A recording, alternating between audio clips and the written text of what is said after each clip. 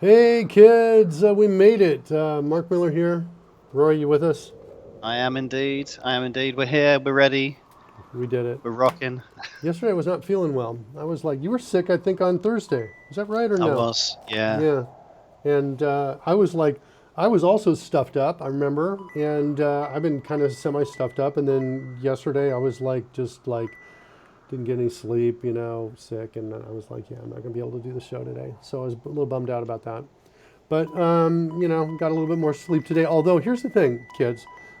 So, one of the things that we do in our house is mom and dad have locks on their doors, on the bedroom door, to keep the kids from coming in. You know, Fair enough. it's like we like to have privacy every once in a while, and Uh-huh. but these gosh darn kids have managed to teach themselves how to pick the locks. You know, all right, fine. It slows them down. It should still be a hint, though, right? I mean, Yeah. just because you can pick a lock doesn't necessarily mean you should. So I don't know if you've been following. If you're Facebook friends with us, you may have heard about my wife. My wife, she had a stroke in her 40s. Was not yet, she's still in her 40s. She had a stroke 2 years ago, Not and good. I'm sorry, what? I was saying not good Yeah, not at good. all. She's still in her 40s, but pretty young age to have a stroke. And since then, she's passed out about 10 times. And I've been there with her 5 of those times. And out of those 5, I caught her 4 of the 5. And the one time I didn't catch her, she had these huge kind of braids on the back of her head. And so that kept her from getting hurt on the concrete when she hit. She was a little too Mhm. far away from me for me to get to her. But it's a little concerning. And it happened again a couple nights ago. I think it was Sunday morning at about 4 a.m. I wake up in the middle to the smacking sound on the tile floor, which is about as hard as concrete. And and it took a while for me to realize how hurt she was because she was kind of woke up confused, not really in pain. She was immediately up, and I took her to the local clinic, and she needed stitches on both the back of her head and the front, so in her chin and in the back. Mm. And which is already curious, right? How Yeah. is a fall, taking care of both of these things? And it wasn't until later that I started to have some theories on it. And then when I got back, I did my own CSI crime scene investigation and got some confirmation that the theory was likely correct. But we take her in. We talk about the stroke. We're worried about that. We have to go, to take her into the nearby hospital, which is about an hour's drive away. So we drive her in. We get her CAT scans. They say she's not having a stroke right now. We're not exactly sure what's causing the fainting, um, but we do see what appear to be calcified tumors, not benign tumors, calcified in the brain, which are near hormones and something else, another part of her brain, which I am at the moment forgetting what they are. Um, at any rate, we said okay, and so she's kind of she's got some trauma. Oh, and her jaw is displaced as well from the hip. Ow. Yeah, which we, by the way, don't realize till the next day, right? It was because we're so worried about everything else, all the obvious trauma. Nobody really took a look at her jaw until the next day when everything else was starting to, heal. So she got her jaw reset the next day. So mom is, all this is a long way of saying, mom is recovering from essentially physical trauma. Hmm. Dad is totally stuffed up, didn't sleep at all the night before because, couldn't breathe, and was finally getting some sleep. This morning, while my wife and I are in bed, door is locked, totally, getting the sleep we need to recover. At Yeah. around 6 a.m., we start hearing the sound of someone picking the lock. And and some of our kids are better at it, and some of our kids are not. And this kid was not good at it. For about 10 minutes, the kid is like going chunka, chunka, chunka, chunka, chunka, chunka, chunka, chunka. And I'm like, what time is it? It feels so early. I'm like deep in the middle of sleep. And anyway, I had a kid wake me up at 6 a.m. And I could have slept for at least another hour, I think, and would have really enjoyed it. But, Yeah. and I had a talking to with him. I said, hey, look, if you're going to pick the lock, do it quietly and quickly. That's what I want you to do. Yeah, Legendary Moose says, my goodness, Mark, that's quite a lot to be dealing with in a few days. I hope it all settles down soon. Yeah, no, you're right. Well, It's true. one of the things that, I've been getting better at is dealing with highly traumatic moments. A while back, and I was already pretty good at it, and it was the autism. I will say flat out. The autism kind of it gives you a couple things. One is crazy stuff's going on, like all of a sudden there's a guy with a gun and he's in front of everybody. You're like, oh, there's a guy with a gun. Got it. That's my new reality. Whereas Yep. I think a lot of people are like, I can't believe there's a guy with a gun here, or whatever the change is, right? And Sure. you're stuck in disbelief. So autism gives you that, and I think also you're a little more disconnected from the emotional stuff. So I already have this kind of built-in, ability to handle crazy stuff. However, that's still when there are, moments like this where, you realize that there's blood all over the floor as you're picking your wife up off the floor, and it's her blood. It is. By the way, for anybody, coming in, it was an accident. Nobody. I know I'm the husband. I'm the first suspect when this stuff happens. Don't worry, everything's okay. But when you see that, I think there's still trauma, right? There's still I almost lost somebody that I care about deeply, Yeah. right? And when that happens, you still, even with the autism, you still have to take care of yourself. But I'm getting better at that. And the thing I was going to say is, a while back, my wife and I took like one of these kind of psych test quizzes that was related to pressure in your life. And we went through and we totaled up our scores. And it was basically, questions like, are you going through a divorce, right? Has a loved one died, right? Is anyone close by, attempting or trying to commit suicide? Big kind of major events. Are you Sure. trying to sell a house, right? These kinds of things. And we had something like, there were like 12 questions. And out of the 12, we answered yes to 7 of them. And at the end, it says, hey, if you answered yes to 2 or more of these, and we're like, oh no, because, you're in trouble. But our capacity for handling crazy stuff is relatively high, in part due to we have so many kids, and our kids weren't all, totally well adjusted at all times. I remember one of ours, every week some new crazy thing was happening. Like, oh my God, like, will this stop? Right? And we were just, we were just taking care of that stuff. So, however, with all of that said, so yeah, it's a lot to be dealing with, I totally acknowledge. And I'm not trying to make light of this, if you have similar stuff that you guys are dealing with at all, this is not easy.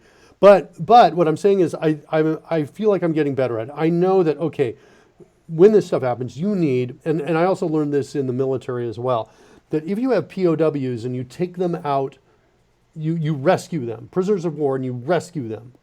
Yeah. If you send them back home immediately to their families, they will have long-term problems, psychological, that will take a lot of effort to recover from. But if you put them all together for 24 hours, all the people that you rescued together in one room, and you don't let them see their families yet, then those problems will be substantially less. Wow. And basically the understanding, the acknowledgement is, hey, if you put me in a traumatic situation, then you suddenly put me in a bunch of people and I can't talk about the traumatic situation with them. I don't have any cool It's not a down from it. relatable thing. Yeah. Yes, exactly. No common ground, so right. to speak. So I push that down, right? And I don't deal with it really close to the event when I should be dealing with it. And so this is what the military learned. And so the same thing. So somebody said, hey, I'll take your kids if you want. And I'm like, yeah, take the kids. So the kids are gone, right? Kids are gone out of the house, and it's just me and my wife. And one of the things that we're doing is it's just quiet. Right? And we're talking about it as we go through it. So we get 24 hours to get through it. So even though autism makes it easier to get through some of these things, I still have to do the things, that you have to do to heal. Right? It was a shocking, scary, frightening experience. Right? And it also recalled the events that were shocking and scary before when my wife had her stroke. right? Because you're watching somebody, you're watching everything you know about them disappear slowly or disappear in front of your eyes. So, so yes, a lot to go. I acknowledge it's a lot to go through, but I'm checking off all the boxes in terms of what I need to do to get through this particular event as healthfully as I can. So that's Fair my enough. response to Moo out there. Hope it all settles down soon. Yeah, it is. We're in the process of settling down. She's taking care of herself. She's she's taking care of herself. I'm taking care of her. We're taking care of each other. Kids were reintegrated yesterday, and so we're kind of making our way through it. So you still have to do the thing. Is this some sort of code? Zorogris19 says, thanks for the free CodeRushed license. Hey, you are welcome. I did this thing where I do this thing sometimes where I come right out and I make a executive decision without consulting anyone. So yesterday I did this without consulting anyone. I said the next 100 people that follow will get a free copy of CodeRushed. So Roy, we're giving like 114 licenses of CodeRushed out. Your job is harder. DevExpress's job is harder, and I did that. And nobody, at this point, nobody's come up and said, Mark, but whatever. That just happened. That happened yesterday. So, and if anybody's out there already, if you're following, you automatically, I'm going to reach out to you on DM, on the Twitch DM, the Whisper mechanism, and I'll say, here's how you get it, your license. You'll need to send us an email with your name on it and to get your license. Anybody listening now who's maybe already followed and doesn't have a license, if you want one, just let us know. Let Rory know in the chat room, and we will reach out to you and get that for you as well. Rory, just make a list of anybody out there who fits that qualification, and tell your friends it's a legitimate, full-on, free 1-year license to CodeRushed. You never know; it might go free beyond that. If you're really special and you're a good kid, good person out there. So anyway, that's my check-in today. That was kind of a long, heavy check-in. My apologies for transferring some of that over to you. However, let me show you. Well, let's show you where we are. So. And I'll kind of catch you up to get you up to speed as well. Cataclysm is following. In fact, anybody who follows, Rory, if you can just give me... Try and make a specific note of those. Or actually, you know what? Hold on. I got a place that's making a note of this. I got it. So anybody who's following, I'm going to reach out to you after the show. So that's Granticus, Spartacus, Cataclysm. Wild Genie went out. Wild Genie said hello out there too. Greetings, Wild Genie. I'm glad you're with us as well. Thanks for the cheer. We're not doing anything with these cheers yet.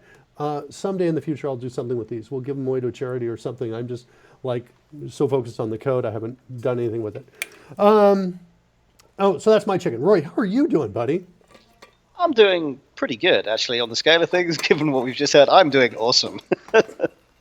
Yeah. But no, not bad. As you say, we've had a few sort of missed items here. You went there for one, I wasn't there for another.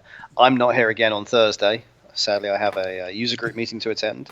But we are here now. Yeah. By the way, I actually love that Rory is like, well, I'm sorry, I can't be with this C# community and TypeScript community because I'm going to be with another C#. Yeah, community. that is pretty much it, actually.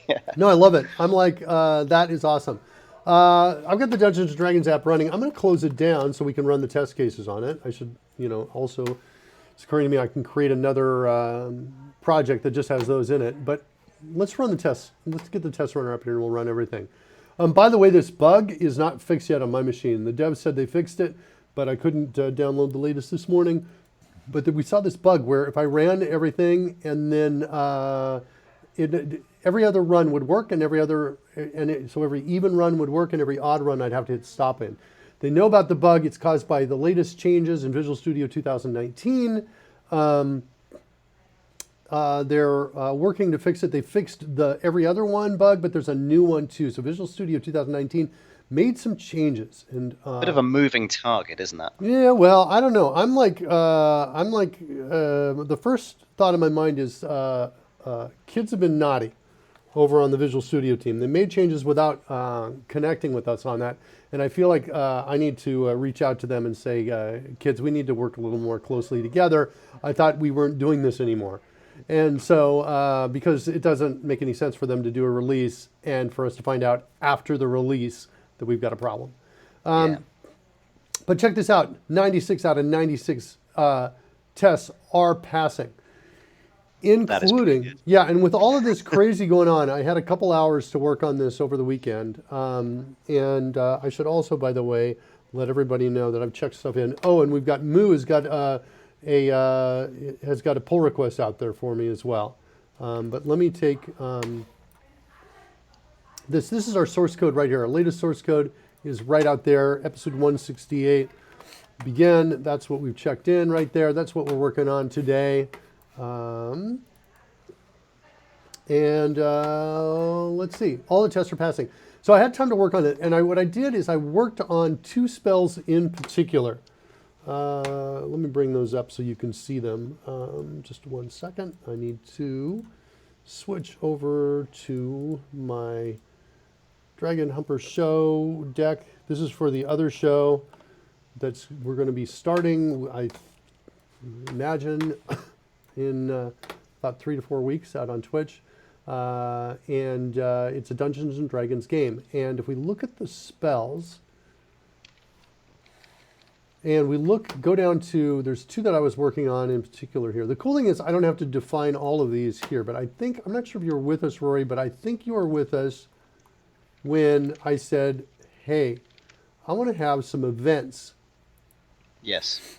On casting, on cast. So on casting is when I say I'm going to start casting the spell. Now, some spells require a die roll to determine if it's a successful cast or not. So those spells will have a different event, but basically it'll be a different time when this event fires and then this one. Other spells, instantly, the minute you say, I'm casting this spell, boom, it's gone and it's out. So these 2 events will go back to back. We'll hit this one and then immediately hit that event. And so I've got this test spell down here, ZZZ, test range spell and test save spell. So range spell requires a die roll and the saving throw spell does not. And all I'm doing is I'm setting this custom state variable, which is stored in the player, to this string. And then I'm using this for my test cases. So my test cases are checking to see what's the spell state. Is it now, and to make sure the events are all firing when they should be and they're being evaluated correctly. I remember when you were setting up stuff for this, you were first of all creating the state mechanic so that you could effectively store player-specific variables, and then you were also having to, it was a full-on script evaluation, which could then read those and take different branch logic based on what was currently the state of those variables. Yeah, I did that, and I got that working. So I think when I left you, this was not working yet. And now that we're back, this is now working. In fact, right now I've got add dice, add trailing effects, add die roll effects, add die roll messages. These are kind of placeholders right now. They're basically just storing information in with the player, but not actually affecting the die rolls yet. Okay. That's what I want to work on this show. Also, it's crazy, but I was looking at the description on Wrathful Smite here a little more carefully. And I realized I misunderstood it the first time I was looking at it, or actually maybe the 7th time I was looking at it. And now the 8th time I've looked at it, I feel like I totally understand it. Hugo says, I make as much sense as a screen door on a battleship. Yeah, it doesn't really pay out too much right there. Cataclysm says, can you guys here on the chat explain the little drone thing? Anybody respond? Doesn't look like that. I did respond. Effectively, the drones seem to have, they're not working. I think there's a disconnect between the chat room. Oh, no. However, to explain them in general, it's just a little something to play around with as a chat room member, to interact with the stream a little bit. There's any number of additional things beyond the drones. There's the collecting of coins, which we don't actually use for anything just yet, but we sort of figured on accelerated privileges, maybe, when you get a certain quantity of them. We were playing around with many graphical and game style interactions, but at the moment, as you can see in the background here, we're working on a kind of a command and control mechanic for a second stream to allow a dungeon master to control and run a D&D game should we say, a lot smoother than would normally be the case because of less calculation being needed and remembering that things are in a certain state. So as you can see here, we've got a description of a spell being cast. This is what Mark's talking about at the moment. And the description says that on your next hit, assuming that you do hit, I suppose, we're going to deal extra damage. Well, the Dungeon Master would have to remember that normally, or to have looked it up reasonably recently, and to have actually then cast an additional dice. The theory behind this mechanic is that, well, when the spell is cast, the system as a whole stores that fact, and therefore the Dungeon Master doesn't need to remember there's an extra dice involved. Simply the act of the player rolling said dice will roll the correct quantity, the correct type, and indeed have any extra dice added to the mix. And all of this is fully automated, essentially, so that the whole exercise becomes so much simpler and play can flow that much better. So that's kind of what we're looking at the moment. Yeah, that's kind of what we're doing. I'm restarting the overlays. See what we get here on the restart of the overlays here. Looks like it's not loading though. I'm looking over here. By now we should see this already changed. I think we're going to get an error on startup. Hugo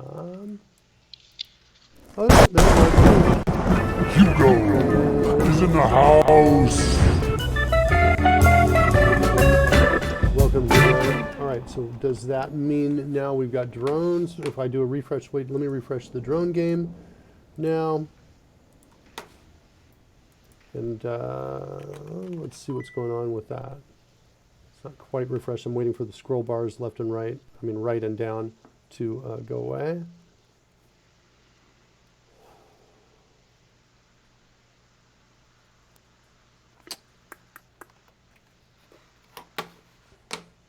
Yeah, I noticed some signal R issues here on another app.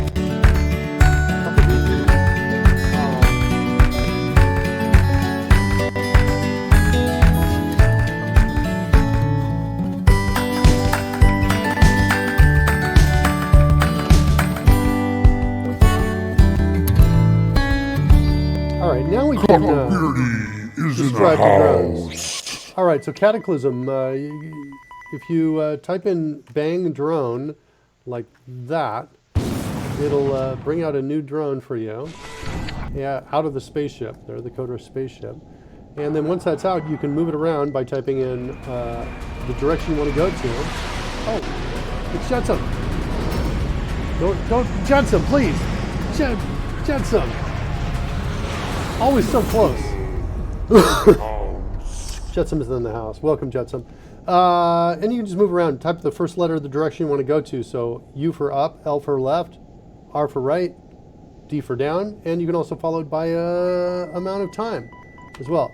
So I can say left 2, and that'll send me over moving left for 2 seconds. There's my drone moving to the left.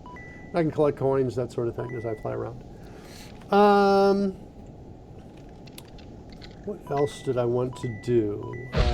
Let's see. Oh, I wanted to go back and talk about the spell. Wrathful Smite. So I'm reading through it and I realize, oh, I got it wrong again. You know, I'm like, I think there's another thing I didn't quite.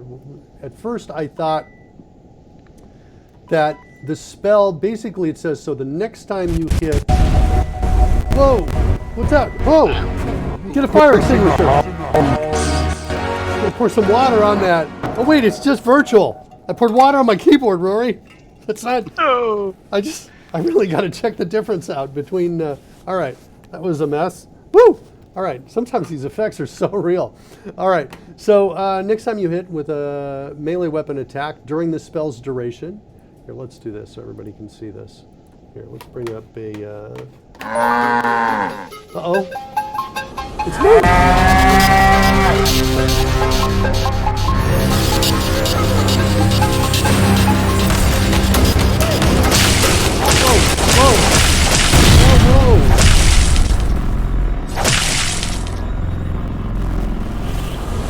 Looks like, I feel like I got like a little bit on me right there.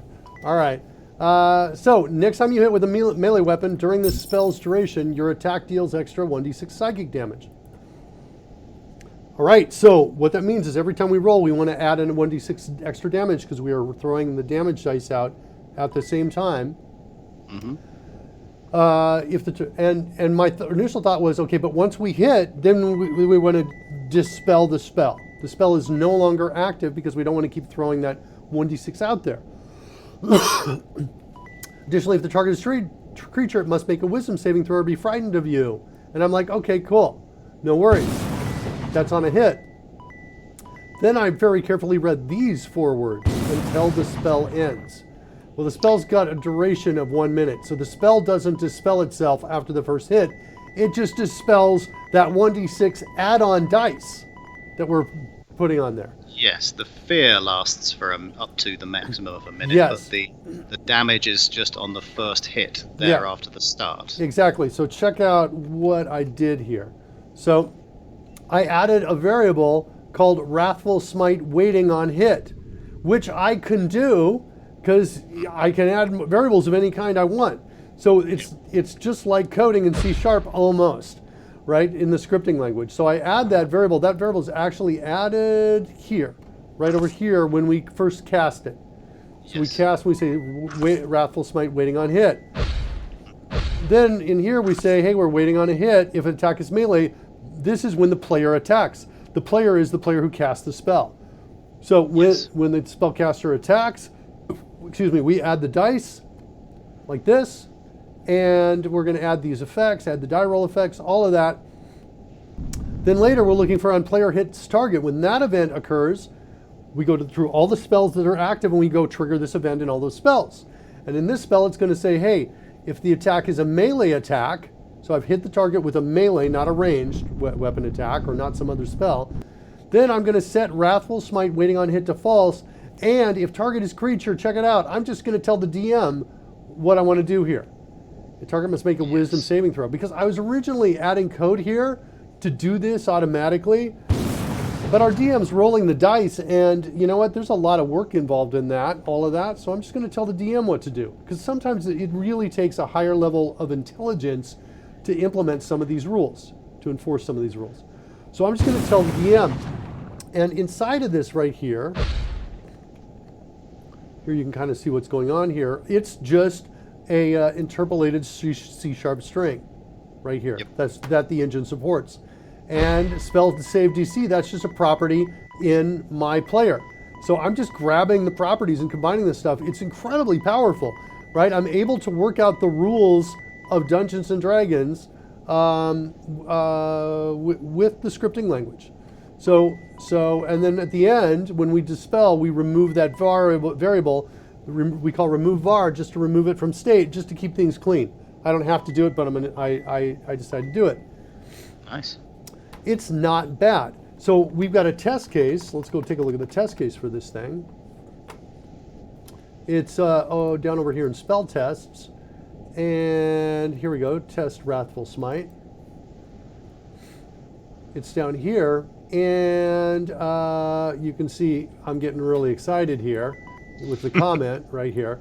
So basically, and I created some extension methods specifically for my test cases, so I could do things like Joe the Vine Blight. Joe is the name of this Vine Blight. Vine Blight is the monster type right here. Yeah. I could write things like Ava hits Joe Vine Blight with the Greatsword. Ava casts Wrathful Smite.spell. So here's where she casts it in her bonus action. Okay? We check to see the spell is active. Yep, it sure is.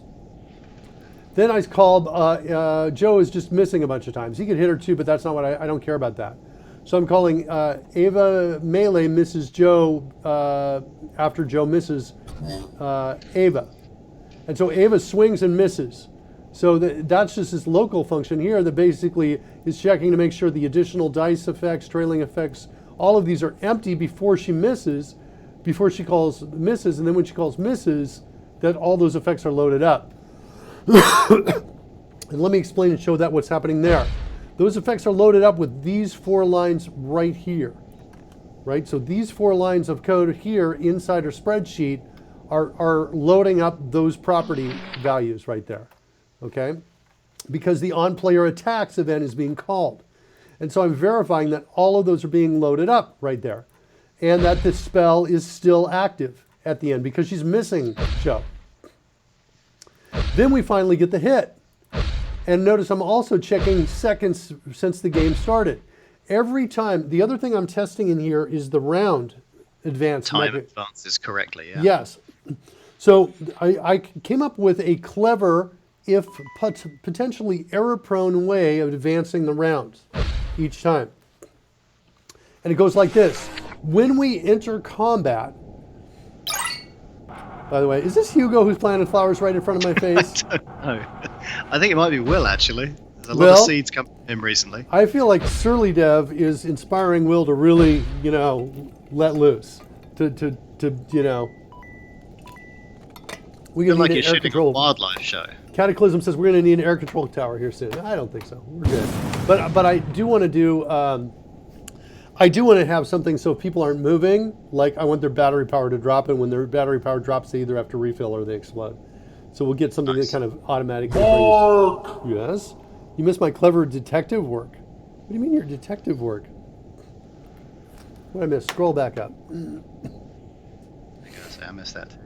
Blew up the moon. I missed that one. Oh, no, this was his entrance text. Oh, Sherlock Holmes he's not. But careful review of the recovered black box data and keen investigating has led him to deduce the infamous environmental disaster. The iceberg crash of 2019 was caused by an inebriated Frackberg on a dare from Jetsam. You're welcome, penguins of the north. It's Will Bennett in the house. Very I well totally themed. missed it. Apologies there, Will. Of course, I deserve all these flowers because I've just messed up everything. I've messed up everything. Let's at least move our rocket up. Hey, why is it? I saw it move. Oh, because it's got the shoots up. I think I have to send it a shoots command. Then I can go up. There we go. There might be a little bug in that. Drone stuff is nice, great work, says Cataclysm. Thanks, Cataclysm. Yeah, it's not bad. We play with that every once in a while on here.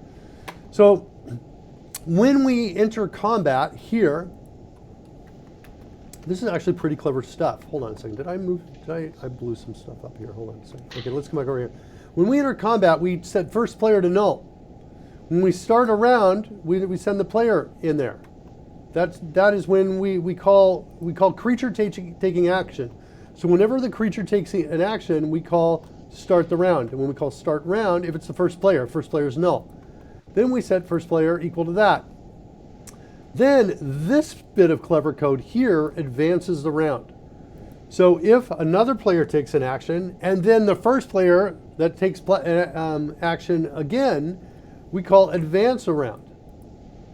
And the only thing because you can theoretically only take one action per round. So if you have taken a second action, you must have advanced to round 2. No. You can take a group of actions, but if somebody else has taken an action, so last player is not equal to first player, and player is equal to first player, then we advance the round. So if I was to start the round and I take some action, and then you take some action, the fact that I then take some action is a trigger for round 2. For advancing the round. But I can do a sequence of quite a few things potentially without that being the case. Exactly. We're not going to advance it. Now, the only thing is we really only need to do this if we're in combat. We really don't need to do these any other time. And this is where we do this. And I think I could just do. I think it's something like this. I want to say right here, if not in combat, then return. Yep, fair enough. And then I think we're good. I'm still kind of okay calling start round all those other times. It does mean that if you explicitly say advance round, it's possible that something won't happen. Well, I don't want this to happen for sure. We're not calling round ended, and we're not incrementing the round index either. Or I could do this. I would also be okay with, if we're in combat, then advance the clock. Okay. I could be okay with, this is the most important thing I don't want to do. This is a bad thing. So I guess we'll do that for now. I'm okay with that at the very least. Okay.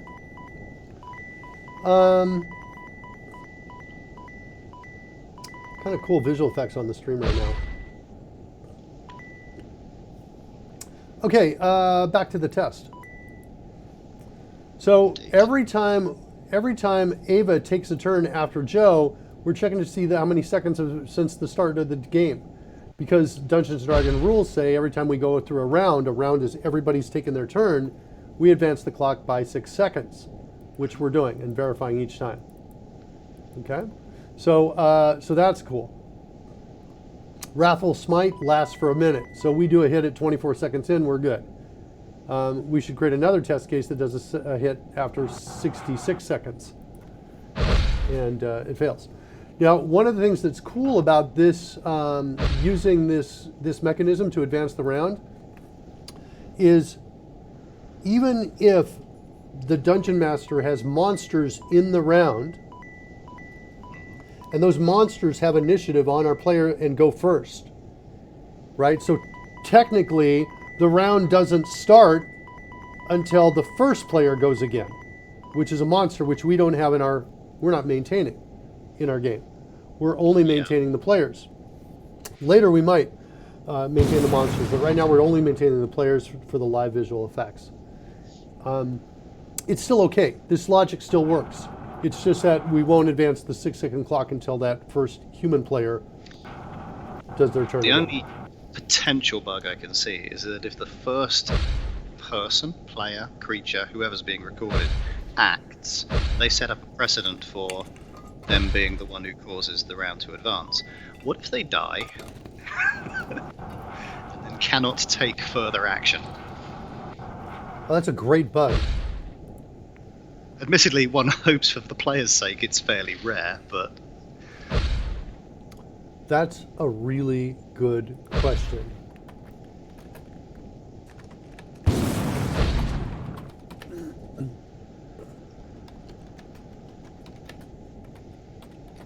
Okay, so if a player dies, we need to get the next player. Yeah.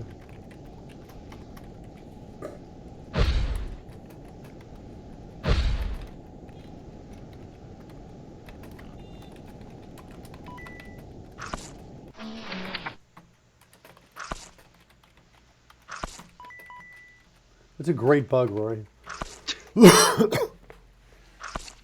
That's super awesome. All right, stream's looking super colorful. I think we need a different style of flowers is what we need to do. We need to get a couple more of those flower types in there. Okay, back to the test. So we do the hit. Now, I used to have an is false here for the Wrathful Smite spell, and it used to dispel itself. Because there was a line in here that, hey, if we make the hit, and I actually called, right here I had a line of code like this, dispel. But I took that out. But you don't want to cancel the whole of the spell now. You just want to cancel one part of it. Because the frightening has to keep going. That's what we have to do. So this all works the way it should, right? We hit. We're still there. Ava misses, Joe misses Ava with a constrict again. 24 seconds. Ava misses Joe. Now we want to check. We're not calling Ava melee misses Joe because this is going to fail now because she hit once.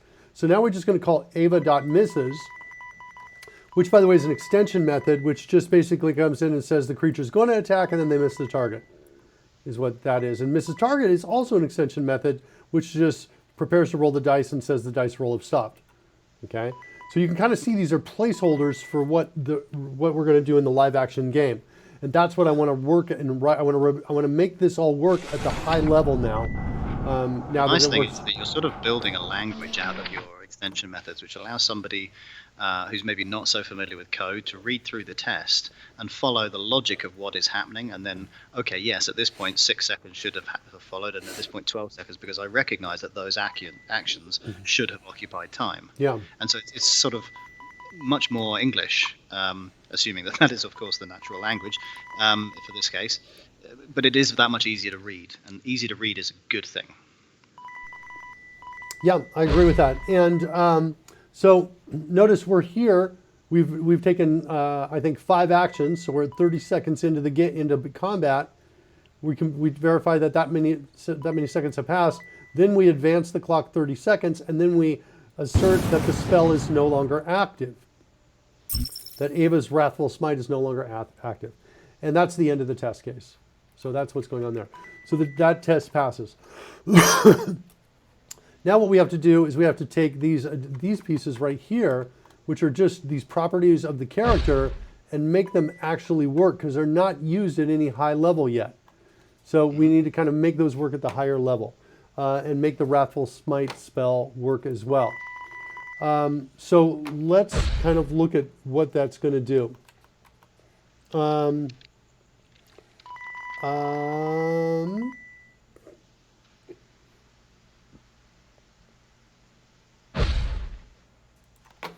Hold on, let me take, I'm not going to say that. Let's go to, oh, it looks like we don't have it running yet, so let's start up the D&D app. We'll get that running.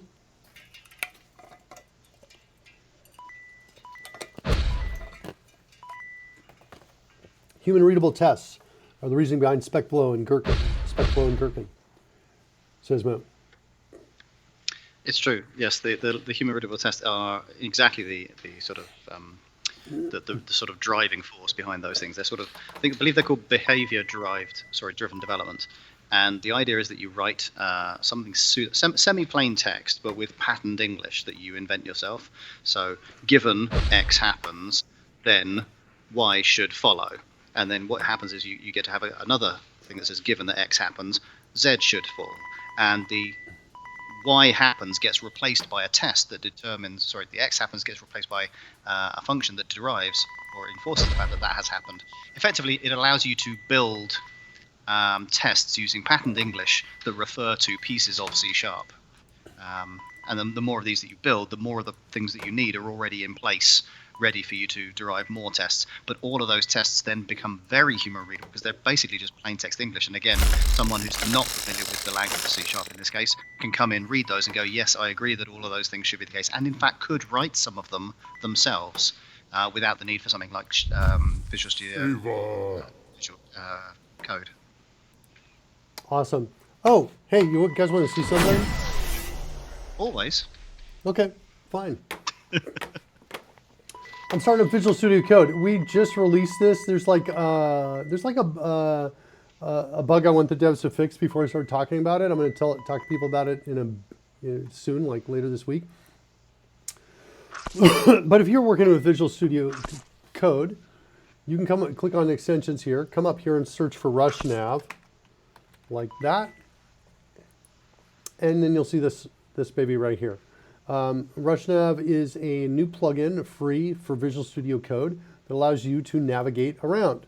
So I can, for example, come in here, right-click, say CodeRushed Peak Locations, or hit Control-Alt-P, and then I can choose what I want to jump to. For example, base types, derived types, implementations, instantiations, or members. And so this is just the same app that I've got open up over in Visual Studio, but I can say like derived types, for example.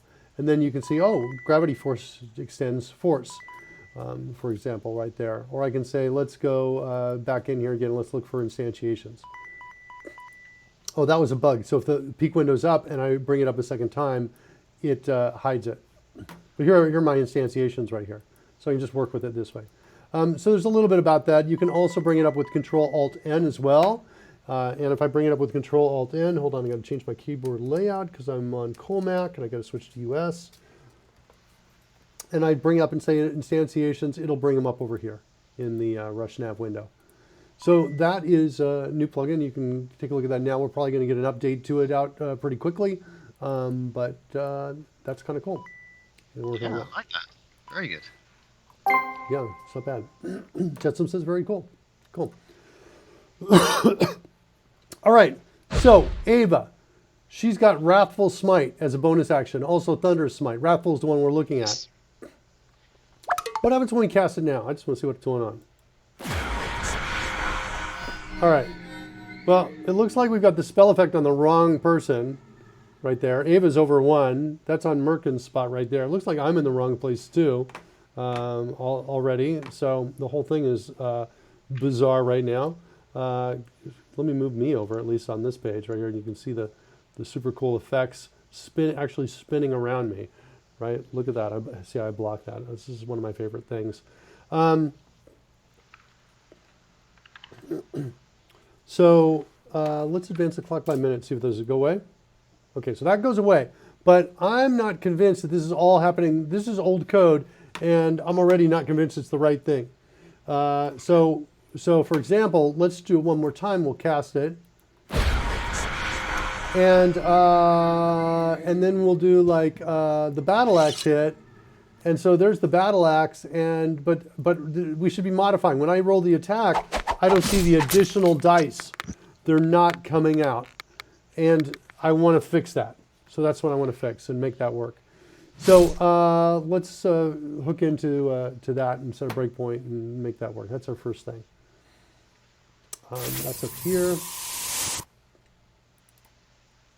I love those visual effects. The disappearing dice. You're helping me make them, Rory. We did it all They're still here. good. I don't think they ever get boring. There's a lot of life left in that. Yeah, so when we call activate shortcut, I have a feeling, let's just set a breakpoint here and let's hit Wrathful Smite and see what happens. Boom. I have a feeling this or something nearby is going to, oh here, cast spell. No, wait, that's different. That's actually doing something different. Hold on. Prepare to cast spell. Okay, we're going to tell the dungeon master. We're going to set an alarm so we can turn off the effects. We tell the player's now concentrating. Okay, no big deal there. But we really want to do something more than that. So we need something else happening here. Whoops. Oh, I see what happened. Let me change back to Colmac.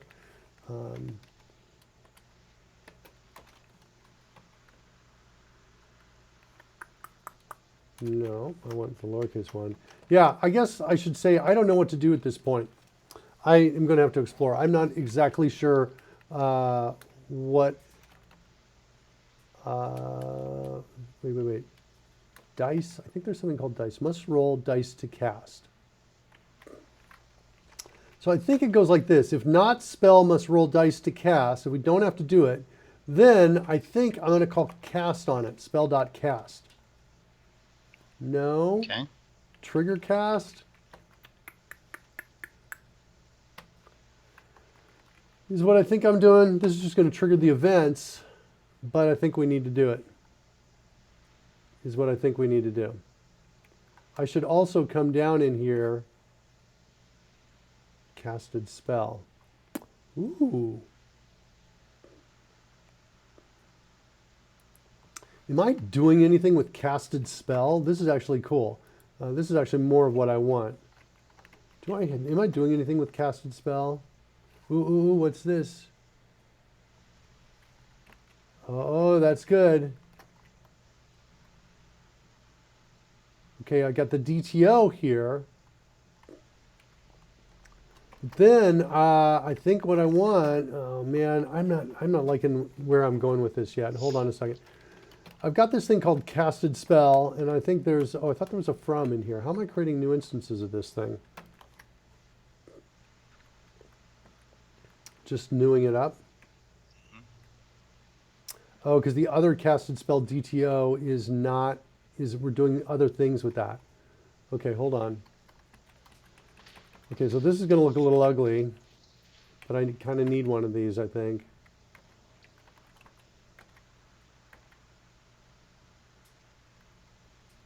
Oh yeah, targeting I didn't do well. I did not do targeting well. I'm not going to set any target, I think, for it. Spellcaster is what I need to bind to it, though. I do need the spellcaster. So that's going to be the player, like that. So I basically need a big fat to-do up here that's going to say fix the targeting. And the reason what I mean by that is that right now I'm just assuming the target is a single creature, but it could be multiple creatures. It could be an area in space True.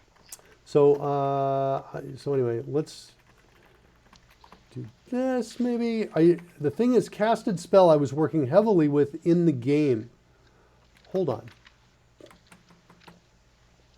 Hold on a second. I may already have access to this in the game. I told you I didn't know what I was doing. What's wrong with good Well, player? the thing is that we've got a lot of code for this stuff now, and it is difficult to keep all of it in your head at once. So there are going to be times when, you know, there are thoughts and there are rewrites that sort of overlap with one another. So which one was ended up with is difficult to keep again in your head. So it's totally understandable that you would get a little bit lost from time to time. Yeah, interesting. I'm not finding the game in here. I thought we had a game. I think we need to create a new game. Entry right here, D&D game. So I haven't done this yet. So we need to create a variable of type D&D game. I'm going to call it game. Set that equal to new D&D game. And I also did something very cool that I realized was kind of necessary. Is this is old code right here with where I create a time. I go to the history.timeclock, and I kept it. But what I really did that was awesome is I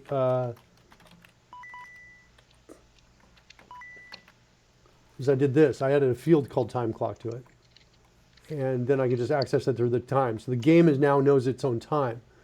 So looks like I have to shut everything down because I'm modifying the fields here. All right, so we're going to say there's my game is equal to that, a new D&D game. And then where I've got my players, somewhere in here I've got players. All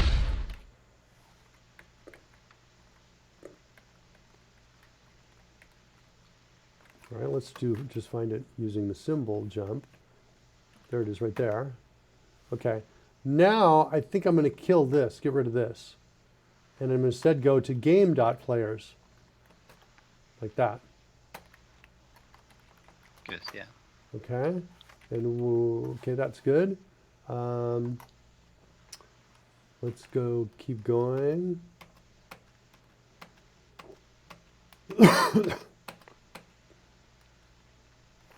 Oh, I had the same problem before. I had to, whoops, I had already there, players. Okay. Tab, I'm pasting, I'm going to hit escape. There it is, tab, paste, escape, tab, paste, escape, tab. So I'm using tab to next reference.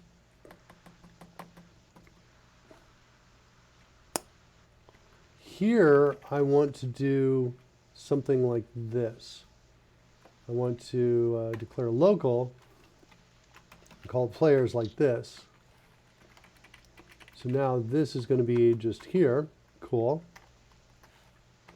Jump back, escape to jump back. Tab, paste, tab, and we're done. Okay. And, oh, I have to go find the other one now. It was an initialized data.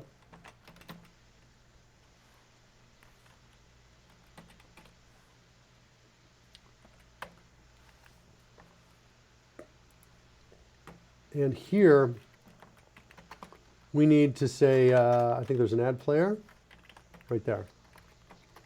So I need to come in here like this, for each player, and called add player. Okay, this is replacing essentially the line of code before that was assigning the result of get active to the field, and so that should now add all the players in. Now, if we go into game,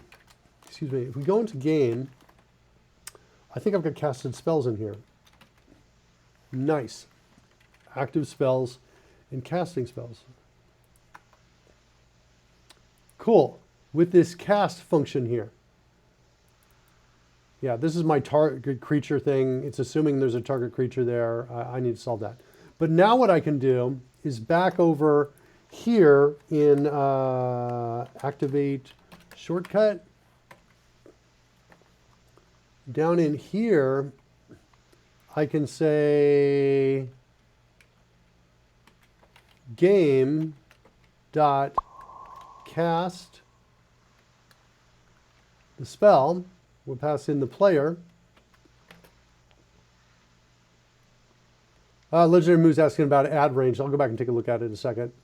I'm not familiar with add range, so I need to deal with that. And then our target creature right here. Fix the targeting. And here, fix the targeting.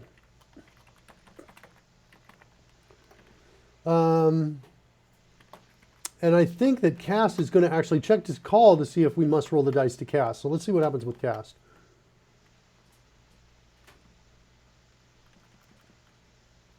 There it is right there. And then we can complete the cast or not. Now calling complete cast, we do that after ready roll dice. So now we're going to need to go into the character and call ready roll dice before we roll.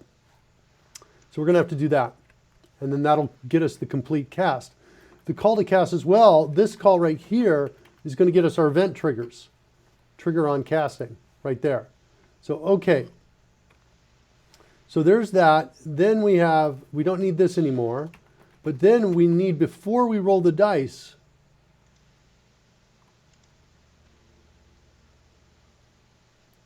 which we do here,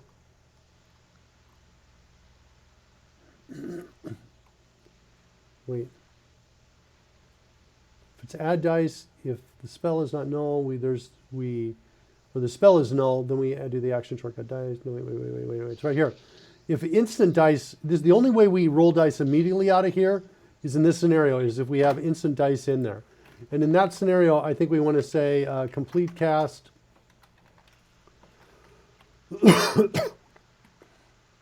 Casted spell, oops. We need a casted spell, and guess what's being returned back from cast? I bet it's casted spell. That's it, right there. What'd you say, Rory? It is indeed, yes, it's exactly what you need.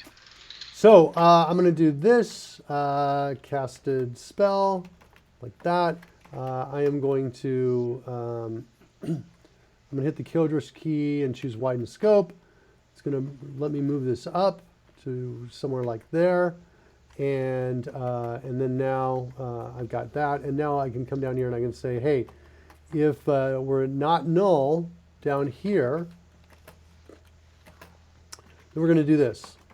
Okay, that's one of them. There's a second one, is when we actually roll the dice. And we have to do that. It was a call to roll the dice exactly where you just were. Yeah, but that's not the one I'm looking at. The roll the dice is another one. And it's out in here. I think what we need,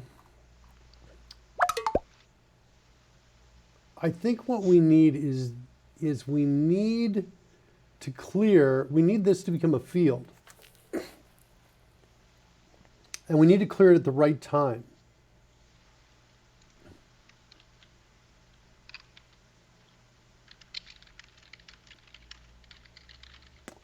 Yeah, I think the code looks like this.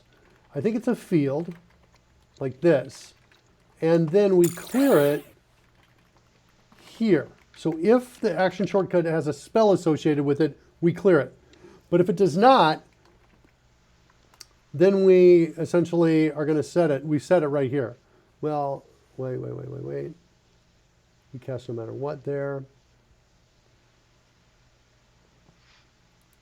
What happens if... Yeah, if we already complete... We only return it if we still need to complete the cast on it. If the spell is not null. We need to also do this when the player changes, when we change turns on the player. So let's say, look for, I think it's like tab player. There it is right there. Tab control player changed. Initialize active player data. That's where we want to go. Set that to null. So when it's my turn, that'll be set to null. If I say I want to cast a spell, then this will come up here, and if it needs to be completed, it will cast spell needing completion. Like this. Got a raid? We do. Holy Clark cow, Io from is raiding Clarkia. with a party of 57. Right. Welcome, everybody. Welcome. Come join the fun. Welcome, Brian. How you doing? How was your stream? Proud to have 29s out there. Yeah. Everybody's welcome. Glad you're here, folks. By the way, kids, if you are a developer and you work in Visual Studio and you don't have a license to CodeRushed and you want to get one absolutely free, just follow us. If you haven't followed us already, follow us. And if you're already a follower and you don't have your free copy of CodeRushed, let us know, and we'll reach out to you via Twitch DM, and we'll get you a free copy of CodeRushed. This is a full 1-year license to the product. Normally it sells for about $250, and that's it. Just to let you know, doing this totally rogue decision on my part. I've not heard from the president of the company yet on my new plan for. Which in fact means you have had no denial. Right? There's been no suggestion you can't do this. Yeah, my phone. Looking at it. I'm getting a lot of texts from people at DevExpress right now, but I am not. I don't have time to look at them. I'm not sure what's going on. Why my phone's lighting up? Whether well, I'll read one from the president of the company. Why aren't you answering my call? What are you doing live on this stream? No, it's not really. That's not really what it is. By the way, speaking of this, I used to do this all the time. I would read the kids' stories. Like, I don't know, like, Jack and Jill when they were little kids. And I'd like, oh, you kids want a scary story? And I'd be like, okay, I'll read it, Jack and Jill. Jack and Jill went up the hill to fetch a pail of water. Ooh, oh. And the kids are just like, stop. Dad, please. No. That's what I would do. Yeah. I can also, let me turn down my mic a second. I'll show you something else I used to do. I used to do this. I have to take off my wrist strap a second. I would teach my oldest daughter math. I would be like, okay, now 5 minus 1 is equal to 4. Like that. That's what I would do. Like that. I don't know. Was that obnoxious? I don't know. I could be responsible for all the therapy that my kids. Sex Positive has joined us in the chat room and is suggesting that perhaps the kids are traumatized. They might be traumatized. There might be a little bit of that going on. Maybe some of that. I used to do some of that. I don't know. It was fun for me. So, casted spell needs completion. If that's the case, now, instead of dealing with it down here, I'm popping this in to roll the dice. Sweet. Like that. Okay? Oops, but I need the player. Does the dice roll have the player? Let's store it separately, because the dice roll can have actually a number of players associated with it. So let's come in here and let's say we want to create a new character, and we're going to say this is the spellcaster. Like that. Set that equal to null. Our sex positives here, and we didn't get the fanfare for sex positive. It seems like we're tentatively in this weird thing. Let's give sex positive fanfare.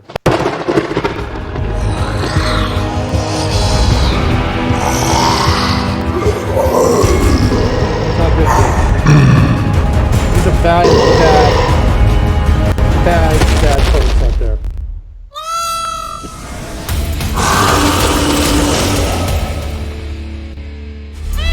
Sex Positive in the house. Hey, let's see. Karen, by the way, is Karen, sex positive, my wife. She's recovering from I told everybody this story at the beginning, baby, of your tough weekend. So yeah, there's trauma all over the place. The question was to Fred. Is Fred working? I haven't checked to see is Fred working or not. Fred was working. He's vanished at the moment. He's not here now. Yeah, it's like it feels like we've kind of lost our some stuff here. Let me go to the front overlay here. Let's do a refresh on that. See if we can get Fred to work real quickly or not. I need to go start this up again too. So Fred's not going to work till I start this up. So I'm going to say there's my spellcaster, and then we're going to set that. Do I really need to set it here to null, or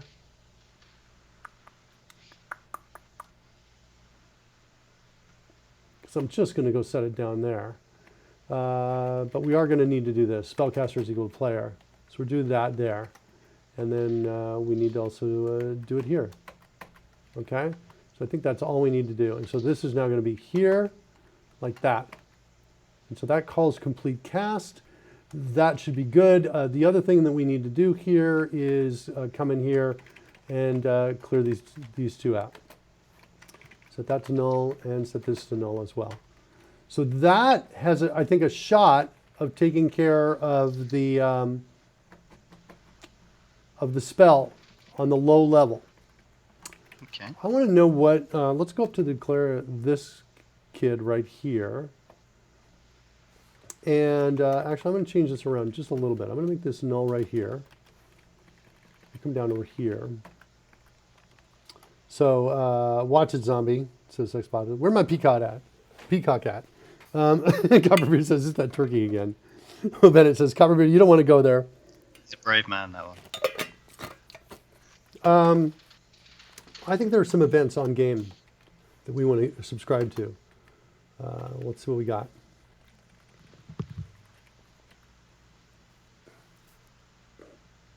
Maybe not anything yet.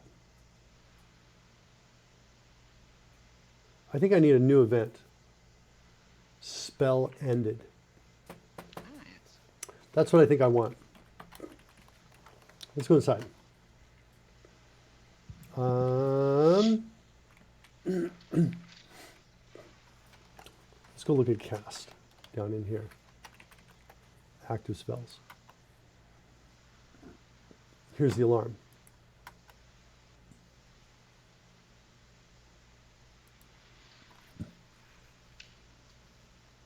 I want an event for this, is what I want. I don't think I have anything with casted spell event args. What's this thing look like here? That uses D&D game event args. Cool, I like that. Fine, let's create a descendant of this one right here. Whoops, I want to call this D&D spell event args. That, I wanted to, give me a second here, I wanted to make a descent from this. And then I want to have a property of type casted spell. I guess I'll call it casted spell. Give this a private setter. And create a constructor for that, like this, just to assign that. Then I want to move that to its own file. Then I want to go out, hopefully I'm in the right spot over here in events.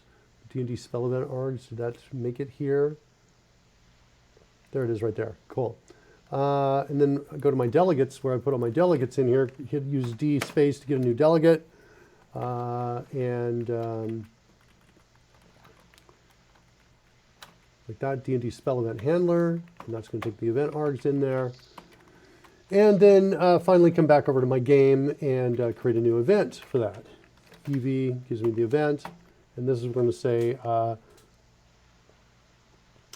on spell dispelled, I guess. Yeah. Kind of a weird name for the event. That's it. Now I can hit the CodeRushed key, create an event trigger for that. There. And then go back to where we started. Just hitting escape to jump back. Here's, wait, it wasn't here. It was here. And I think we're just going to put it after calling dispel, because dispel is going to trigger all of the stuff for it.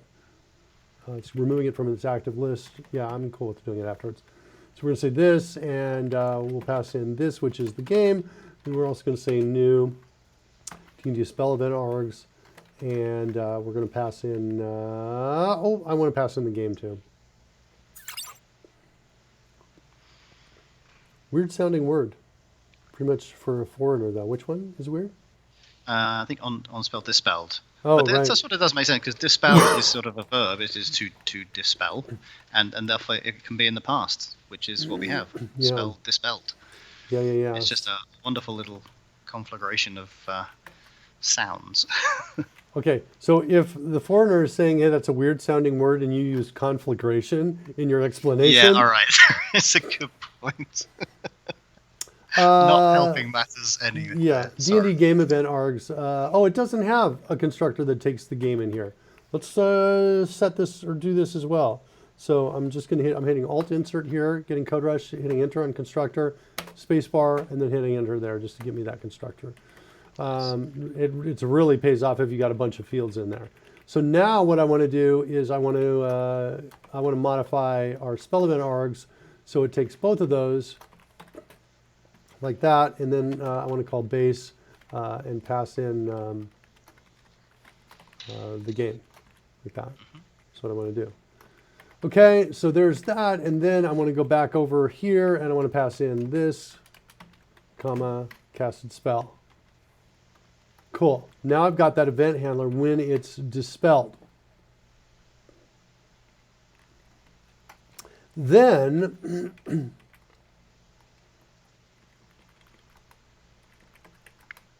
now I want to hook this.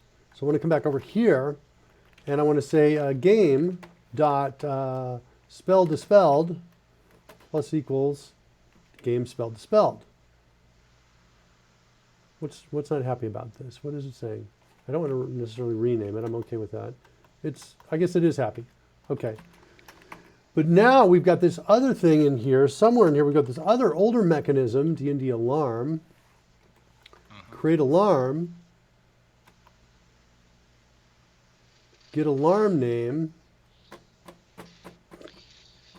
But alarms were not just for the purposes of spells. They were the purposes of effects of any other nature as well. No, I know. Yeah, but create alarm for the spell. Were- This function right here does take the spell coming in though. That one does, yes. And the player ID, it gives it a particular name. And the get alarm name is used, I think, in two places. One is for the name of the alarm. But I thought also, no, I guess not. The sound of it's just weird. Hey, I totally understand that, Cataclysm, which I shouldn't laugh at it as a German with all their weird word combinations. No, it's totally weird. I didn't like it. Language as a whole is funny. Tell them about your Woody costume. You talking to me? Oh, right. Right. Read until the end of that sentence, please. Woody costume is a safe for family stream, yeah. So, do you remember, you ever watch Toy Story, Roy? Oh, yeah. Yeah. So, I think in Toy Story 2, Woody loses his arm. Yeah. So, for Halloween, so there's reality and there's what I wanted to really have happen. So I'm going to tell you the story of what I wanted to really have happen. I will not tell you the real story because, it's not as exciting. Some of what I'm telling you is true and some of what I'm telling you is not true. So I created the Woody costume for Halloween. My arm was behind my back. I have a fake arm attached with Velcro. And, okay, that's all true.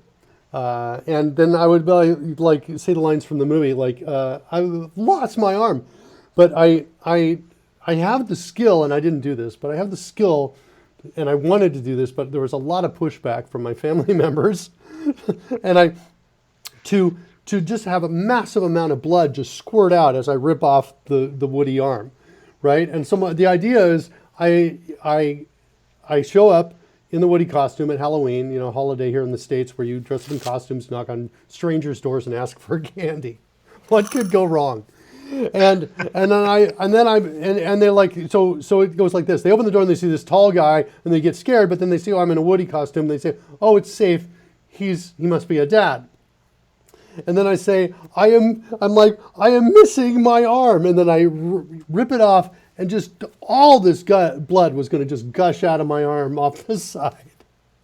And because I love that. I love making people like, oh, it's safe. It's only Mark. And then like, oh my God, it's not safe at all. And just all of this fake blood coming out of the side. But the family members were not into it. They, part of the problem with this is it's a one-time effect. You can do it on one house, and then you've got just blood all up and down the side of your costume, which is also kind of a little bit interesting. So yeah, sex positive. You could argue on successive runs that that's the blood of some other character who previously had issues, and then you just pop another cartridge in somewhere. It is a little bit, well, it's a little bit crazy, like to have the character of Woody from Toy Story with actual blood down the side. That's a little yeah, but this is a family safe show. This is a family show, kids. So we're not, that's about the closest. It's fake blood. I'm not talking about real blood. So, oh no. All right, so let's see here. So I thought get alarm name. Get alarm name is encoding the spell name and the player ID. And we're using that. Create alarm. When the alarm is fired, here's where we do this, where we kind of work our way through and we clear it, the windup. The spell to end is the alarm name substring. The end spell is, what is that? That's end spell. We're going to have to refigure this out. So yeah, end spell. Let's see what's going on here with end spell. Where am I using this? The alarm name is end spell, and then the name of it with the player ID in parens. So now in our new handler, I think I can actually work my way through this and figure it out. Just hitting escape to get all the way. Here's where we are here. I think it's looking something like this. Spell to end is equal to, whoops. Come on, I'm trying to hit the quote, and I'm hitting Shift Enter instead. There we go. And it's going to be the spell name.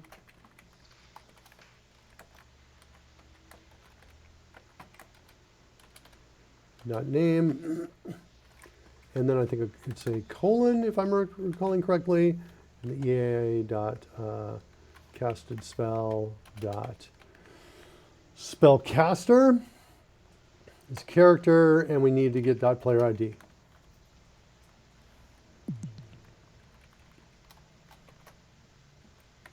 And I think I want to do something like this. If that's null, then I want to do a return. And then we've got spell to end, and I want to take this. I'm just going to cut this to clipboard for a second. I'm going to go find out. Go back to that alarm fired right here, and I want to take this and I want to extract this method, and we're going to call this end spell effects like this, and then I'll paste back in the piece that I've cut, and then I think we're going to do this. End spell effects, spell to end, like this. And that might work. That seems pretty reasonable. We've got our event, we've got our spell dispelling, and then we've got... hold on, I think I got this wrong. It's not a quote, it's, I think, in parens. Let's double check one more time here with the end spell, see how that is. Did I get a string returning from this? Why is that happening? I don't need that.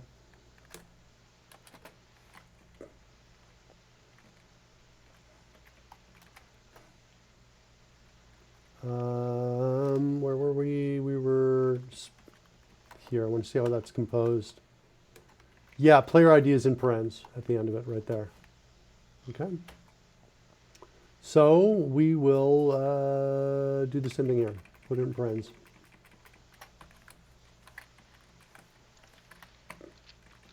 So that might work for it. In fact, we should maybe check it. Let's see if we can run and test right now.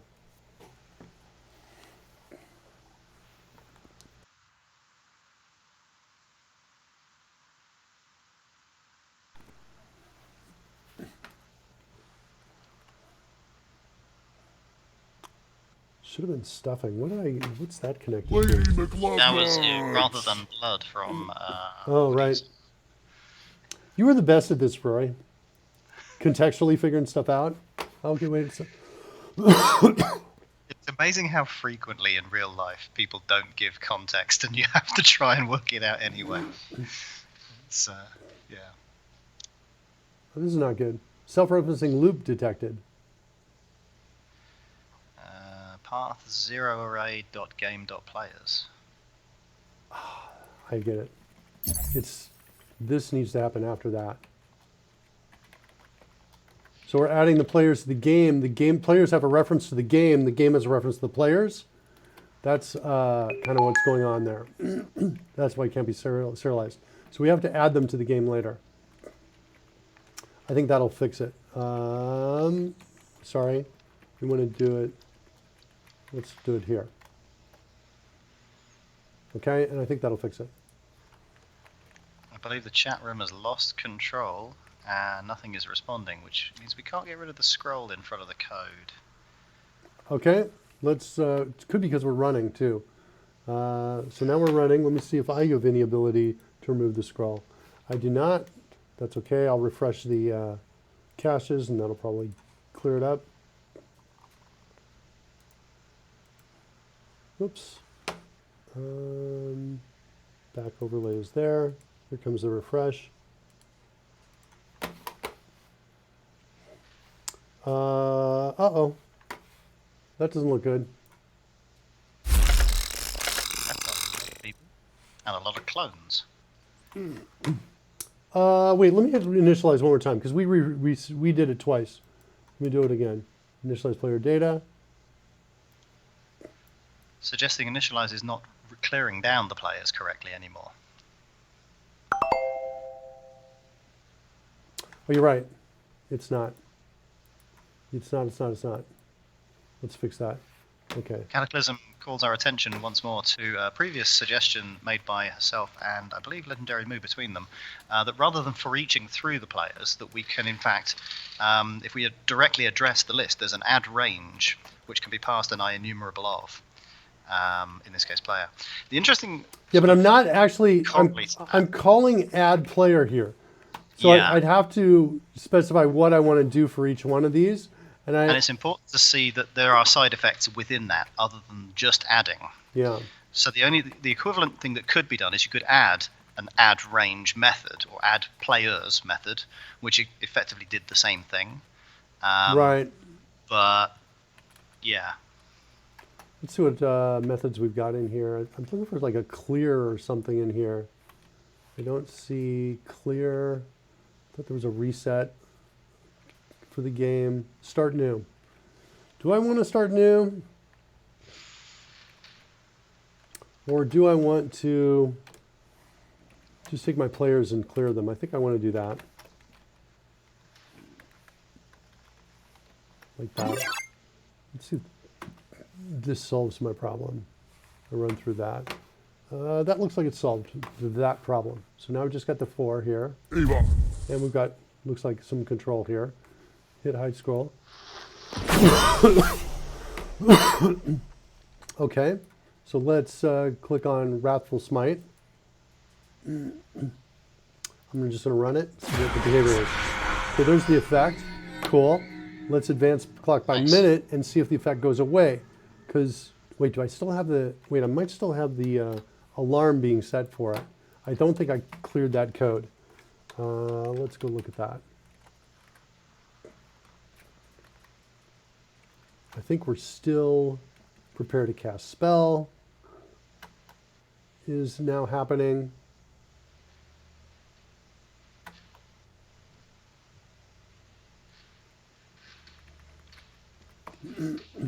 Yeah, I want to clear this alarm out is what I want to do. So let me set a breakpoint there. Let's click it again. Let's comment out the create alarm internally so we no longer have the internal alarm for that. Let's advance the clock by a minute, see if the spell effect goes away on its own. Look at that. Nice. One more time. Cast the spell. And let's add by a minute. Did I do it? Nope, it's not working now. Hmm.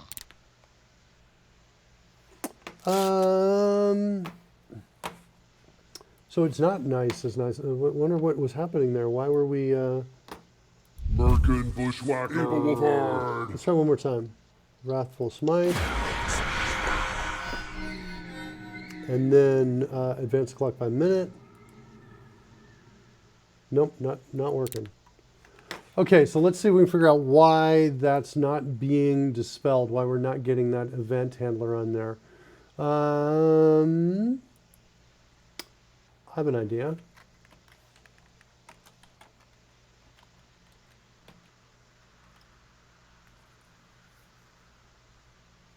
Not there. There's another part in here. We appear to have lost control from the chat room of any kind of anything, actually. So if you wouldn't mind just clearing the scroll there. Sure. No worries. And we'll reconnect here in a second. Here, I'll get everybody back in again.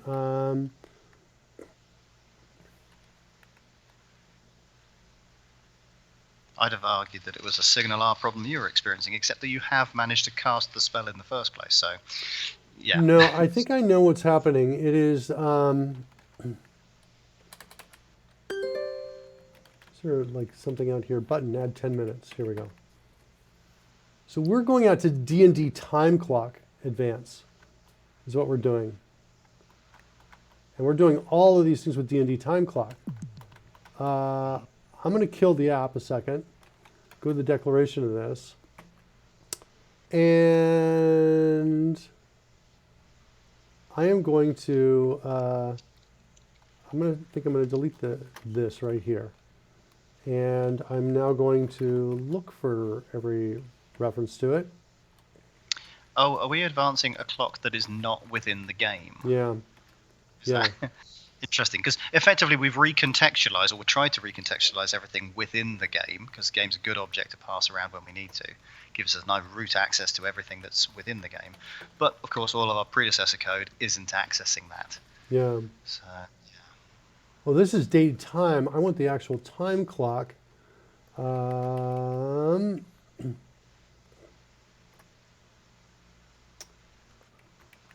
Game.clock is what I want. I think we need a property inside a game to solve that to expose it.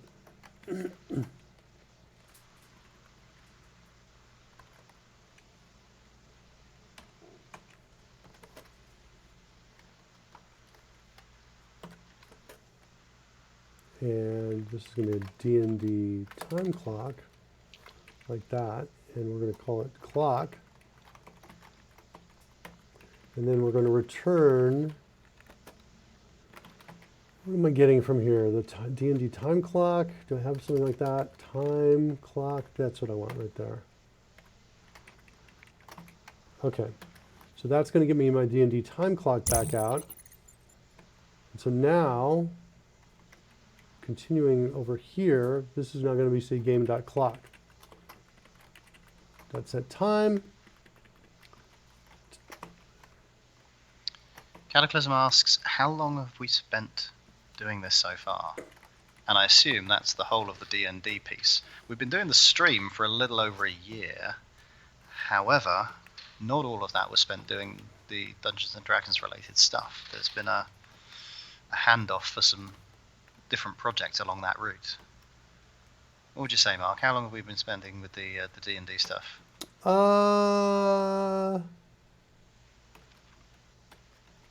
I would say probably, I'd say at least 50 episodes is what I'd say.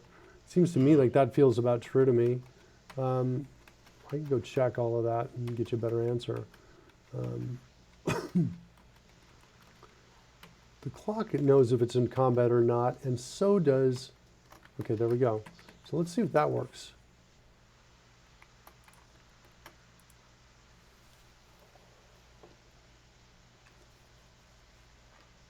What does Will think it is? 140. That could be true. I have to go back and look at all the, look at everything that's happening back there. So we have no control over any of the drones as well. Is that Rory? Seems that way. Do you know what else we don't have control over? You Jukebox. gotta Music. leave. Yeah. Rory's gotta I leave. tried, but sadly believe you. Signal R was not with us. All right. We'll see you tomorrow, Rory, but not on Thursday, right? Tomorrow is Thursday. Oh Tomorrow. no, that's right. Don't tell me I've got that wrong. I've built so much of my week around that fact. No, you're right. Yeah, it's moving fast. Um, Okay. All right. Tuesday. I'm That's my theory. I'm gonna restart the overlays here. See if we can get everybody control again of the situation here. Rory could be Willie Shaker of showing in stream. Okay. It's Says disturbing. Janiscu 7. Yeah, it's disturbing. Slightly disturbing.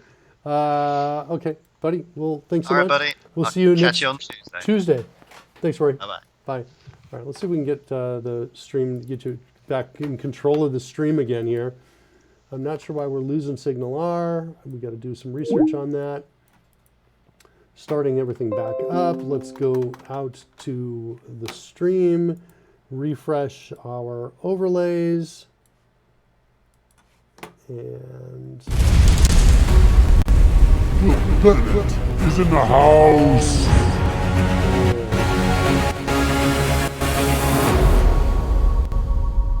test close. What did I get there? I think I got the front overlay, the back overlay, and the main drone game resetting.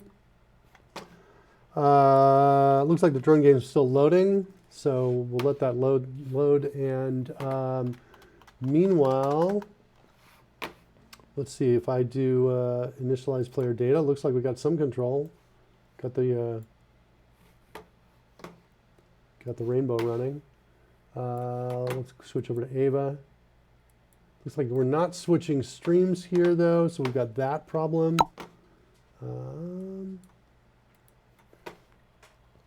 Need to merge that PR so we're down to once a day fanfares. Yes, Moo, you're right. I was going to do it earlier, but you know I got slightly distracted from other things I had to do before the show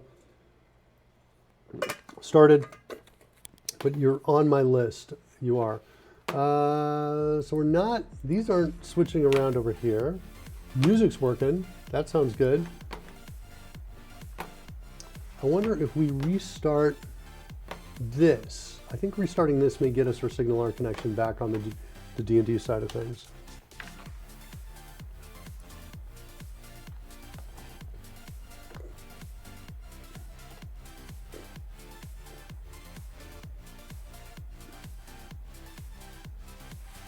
Here's the restart.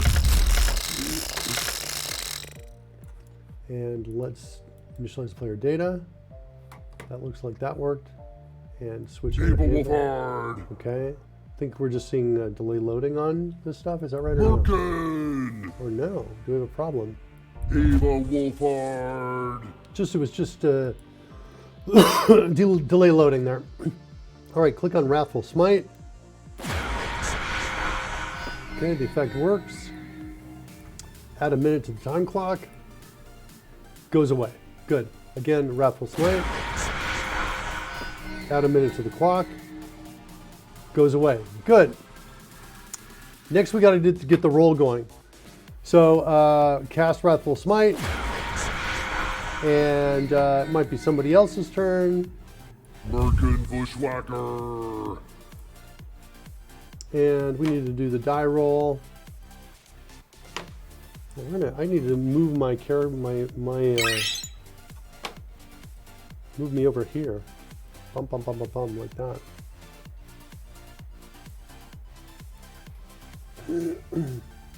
Okay. Yeah, it feels like we're working there. Let's get the scroll. And then go back to Ava. Is her spell still running? I'm not sure if we missed a minute or not on that. But I don't see her effects anymore. Oh, I know why. Because we clear them all out. We clear the windups. Like, we kind of do this hard clear on them all.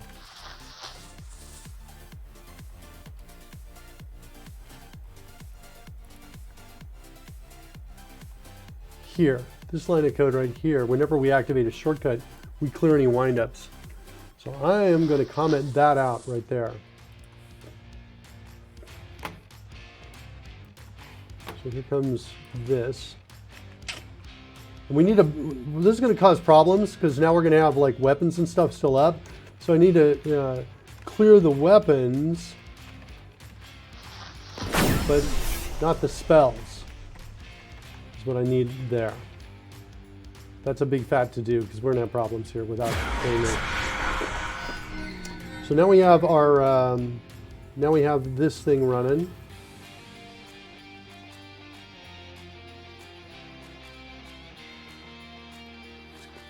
Kind of mesmerizing effects there as I look at that. And then when we roll the dice, this is where we need to go in here. And we kind of need a breakpoint here on roll the dice. And so when she does a battle axe attack, let's clear that breakpoint. We need to, and we get the breakpoint, we need to go in and check to see if her character still has the spell pieces attached to it and send those down. So let's do this one more time here. So let's cast Wrathful Smite. And then let's say, then we're going to do the attack on the battle axe.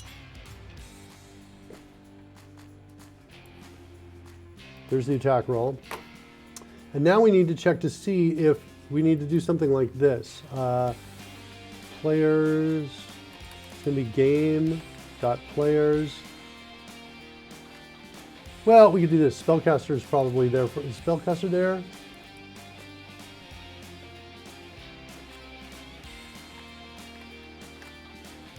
Yeah, I think what's happening is it's going to look like this. If we go into, oh, whoa, we didn't need completion on it. Is that right? Oh yeah, because that's good. You're right. It is. We don't need that. So we need to find that in another space. All right, so it's going to take a moment to figure this out here. What do we have here? Player role options.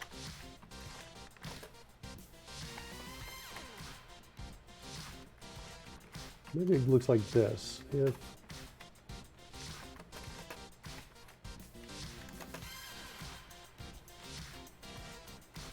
If only one player is rolling the die. Yeah.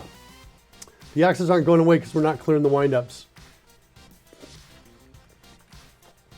Yeah. Player role options like that. And then we're going to say, what do we got? Player ID. Then we're going to say game.get player from ID. Like that. And that's going to return us a, it's going to give me back a character.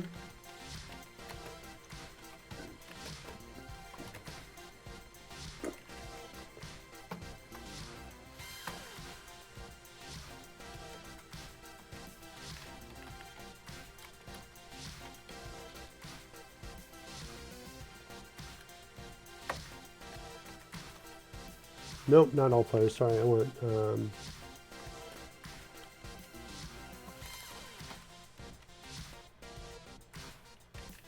That's what I want right there.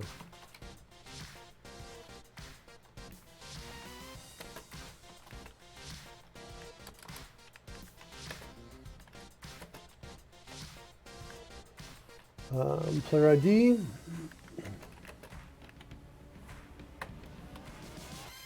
Okay. Good player from ID.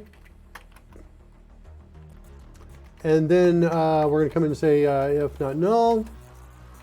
Then now we're going to explore the properties of that player.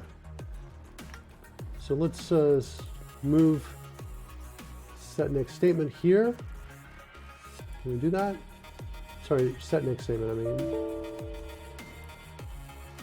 mean. That's not good. It's kind of nasty. We mark an issue here for us to look at here. I'm not sure if this is us or not.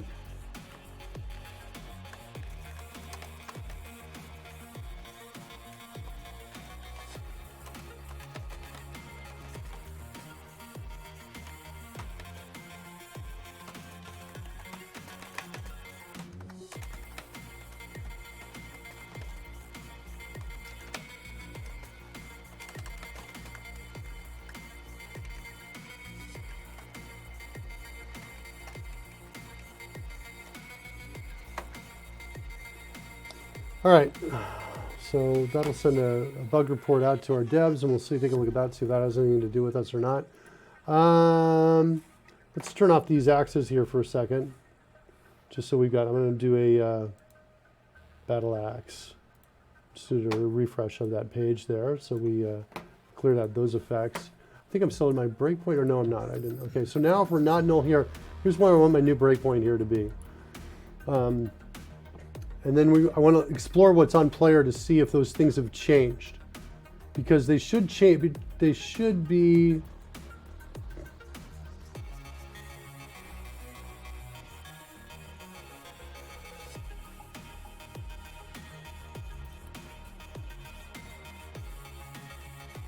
Are they going to be set? I think they are, if we're doing the melee attack. So I think the answer is yes. So let's go run this, try running this again.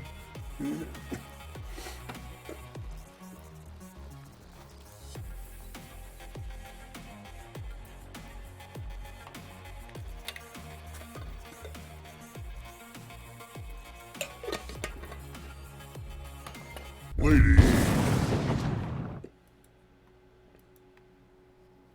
Initializing the player data. Ava. Okay, here's Wrathful Smite.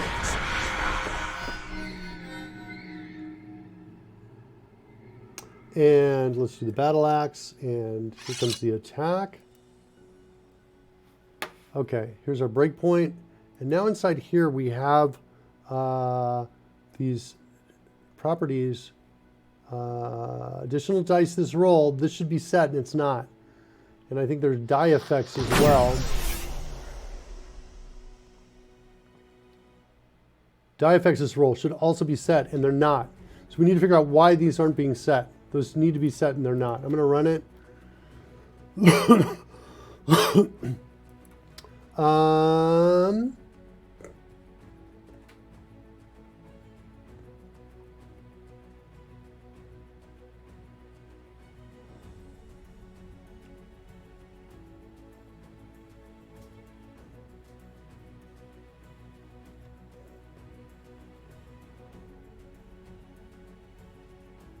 I think I know when they're being set and changed and when they're changed back. I think it's as a result of clicking the action shortcut, and it's resetting the data. So in character we have these pieces, these fields. I believe if we set a breakpoint here, we'll see additional dice that triggered, and trailing effects. We'll see this triggered and this triggered. These breakpoints should be set as we click on Wrathful Smite. No, they're not triggering any of those.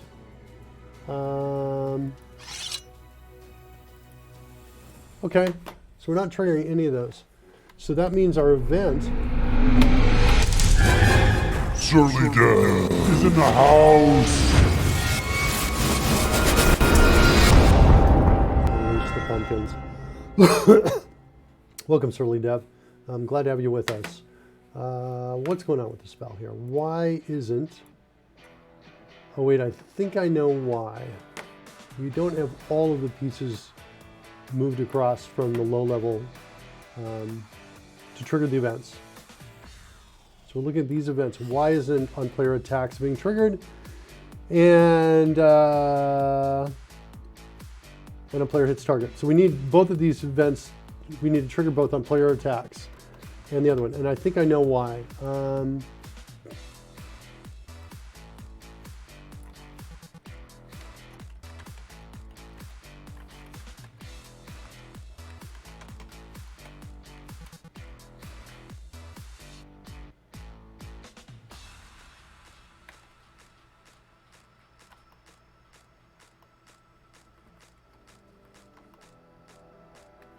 We need to call from the game, creature will attack, is what we need to do.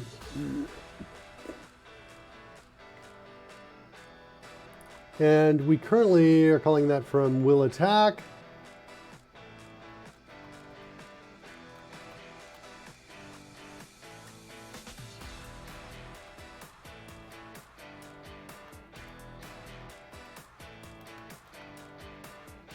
Okay. Yeah, so I think we need to go into the game and we need to make this kind of a call. And I think we need to do this when we roll. So we need to come back over here. And I think right about here, we need to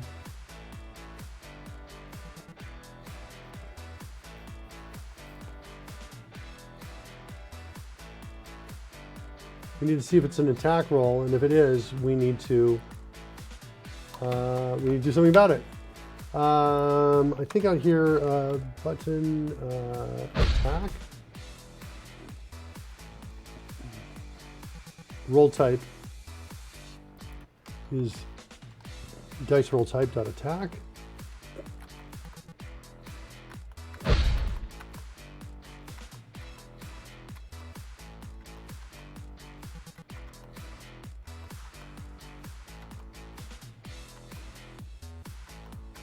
Yeah, it's dice roll dot type. Okay, so I think what we want is something like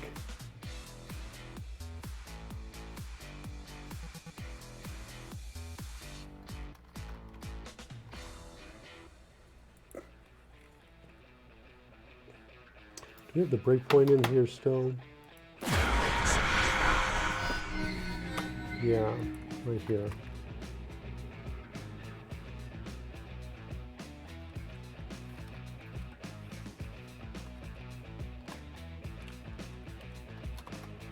I think it's looking something like this. If dice roll dot type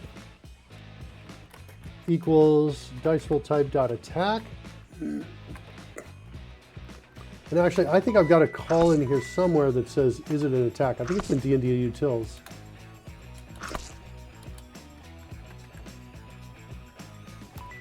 There we go. So if we're an attack, then we're going to say, hey, creature will attack, and the creature that's attacking is player. The target I don't have yet, so we'll just say no. And the attack, though, I think I'm going to say null on this as well, for now.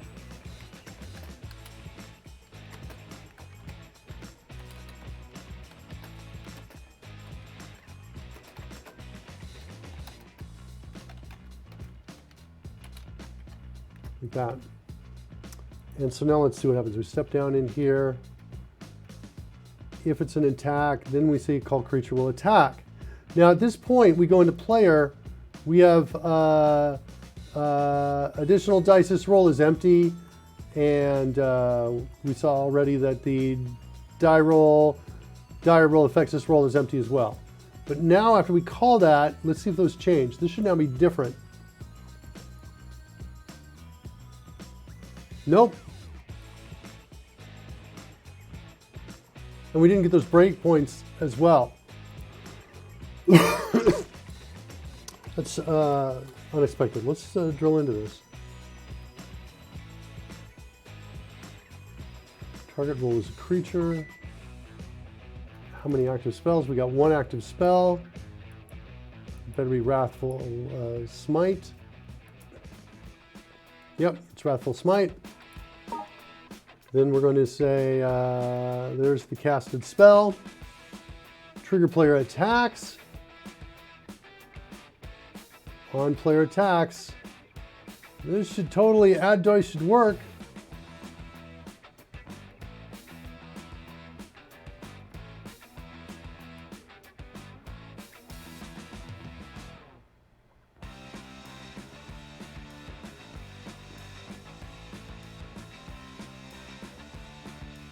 So attack is melee. Uh-oh, it's saying attack is not melee. That's why we're not calling it, nothing's happening in there.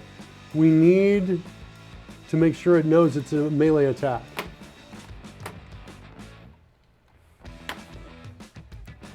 Okay.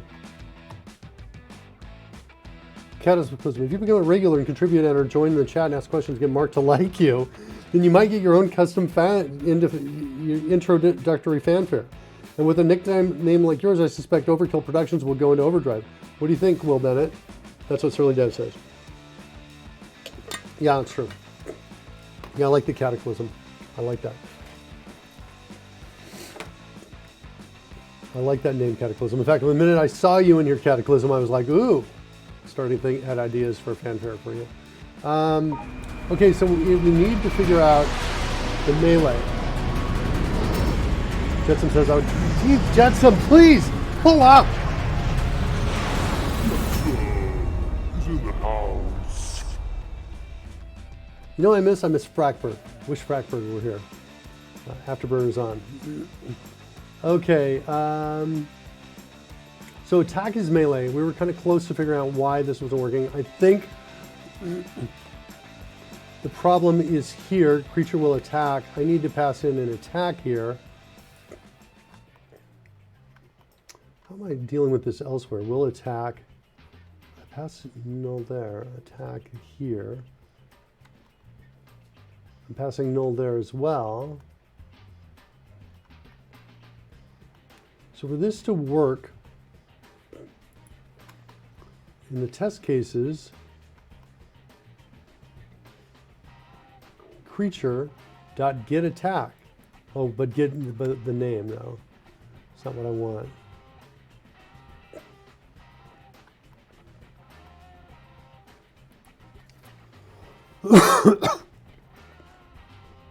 How does Ava's attack work?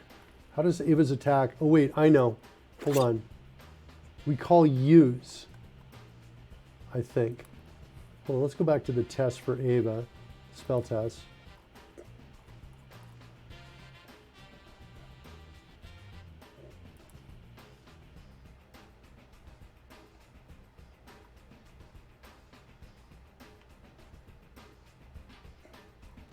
Well, even the misses, they're called a misses, calls misses here, which is this extension method, which calls will attack target with the weapon, which is the player action shortcut. Let's try that one instead, because I think will attack will go to the game, creature will attack. Yeah, it does. Okay, sweet. I think that this is going to give us better results. This is going to call use the shortcut. That's going to allow us to detect that it's a melee weapon. So that means instead of here, we're going to say, we need a breakpoint here. Try one more time. Here comes Wrathful Smite. I'll take a look at that in a second. Let's run the attack.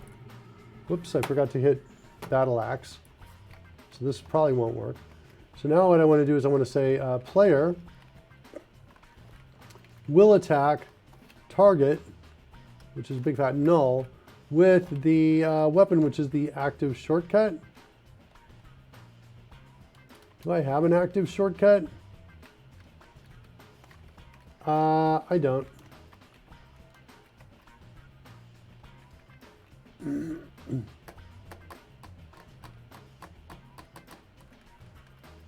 Okay, a new idea. Instead of saving this, let's do. Let's go out into activate shortcut.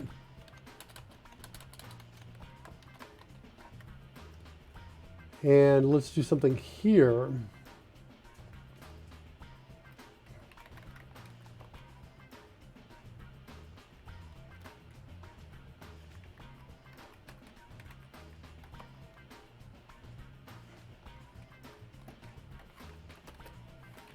Fix the targeting. It's going to be like, I think, the next thing I work on. So we just call will attack every single time. Check your airbags. We could do that, or we could say if action shortcut is an attack. If action shortcut dot type, it's going to go like this. If D&D utils dot is attack, like that, and we'll say player will attack. Set a breakpoint here. See what's going on here. Run. This might fix everything. Do those jets have airbags? G-forces keep me pinned to the seat. Cataclysm says that's an interesting offer. Yeah, it's kind of fun. We have some fun out here. Okay, so let's one more time. Wrathful Smite. This part should be false. Good, run. Now Battle Axe. Here comes a third Battle Axe. is attack. This should be true. Now we got a will attack, but this might trigger the events, please. Nice. Now we're adding these pieces in. Gonna run. There's our next one. So that means the code inside of our spreadsheet is actually running. This code is running right here. Adding those effects and adding those effects. Now we're not gonna see those yet. We got 3 of these battle axes up. Yeah, remember when I said this is gonna cause some trouble here for us.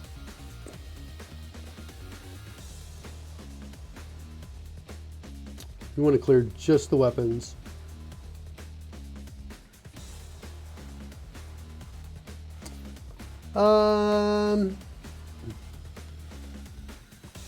There are minutes passed and we lost the Wrathful Smite. You know, those weapons are kind of distracting, I think. Let's do this. I think that fixed the issues for us. Now I want to go back to roll the dice.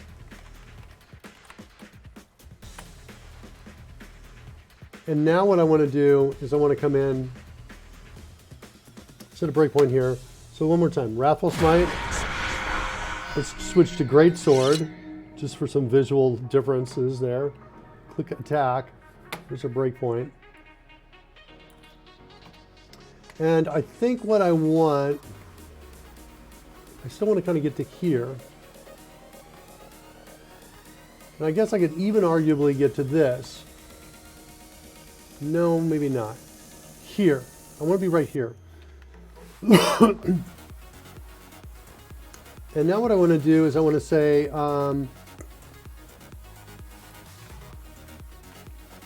if player dot add additional dice this roll,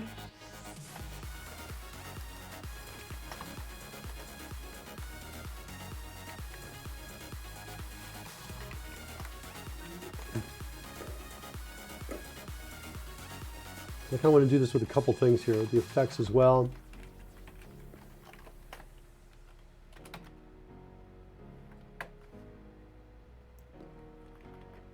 And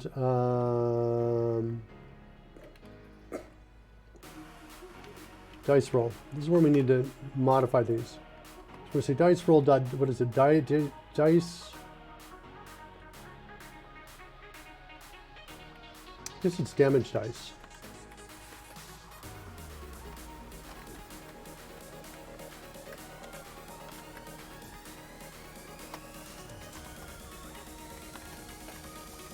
So let's try that. And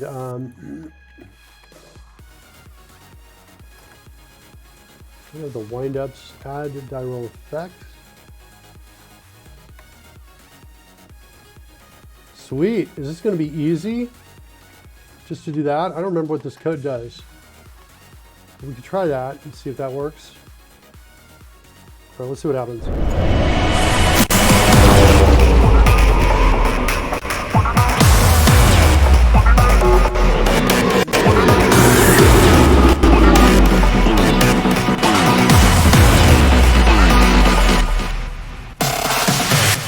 It's insane. This show is insane right now. All right, we're stepping through the code. Here we go. Let's see if this works. No. No, we got false on both of these. Oh, did enough time pass? I'm not sure. Maybe, maybe not. Actually, I don't think that's the case. Let's set a breakpoint in here. See if we can get in here and look at this carefully. Okay, let's run that. All right, Wrathful Smite.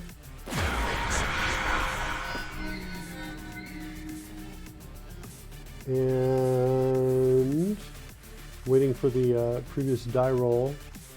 Stop. Here comes the breakpoint. Yeah, they're false.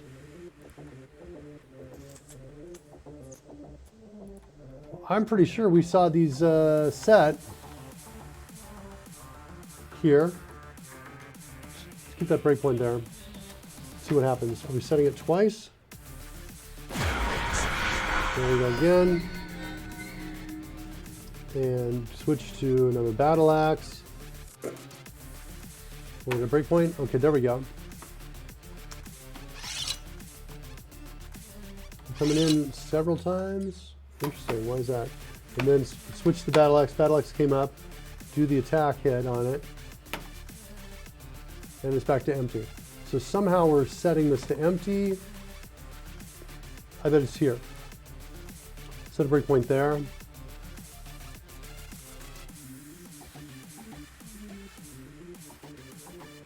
I think it's here. We're going to hit this breakpoint, is what I think is going to happen. So one more time. Wrathful Smite. It's running. Let's, oops. Okay. Wrathful Smite. Bring up a greatsword. Oh, I think when I hit the greatsword, that's where we are, I think.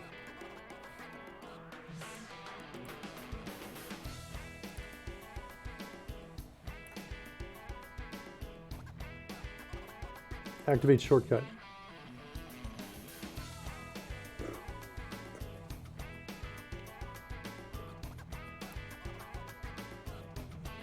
That's Wrathful Smite. That one's okay. The second time we're in here.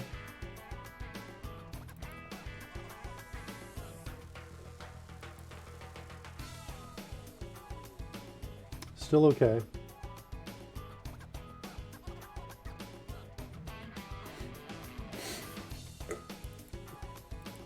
I think we're all still okay.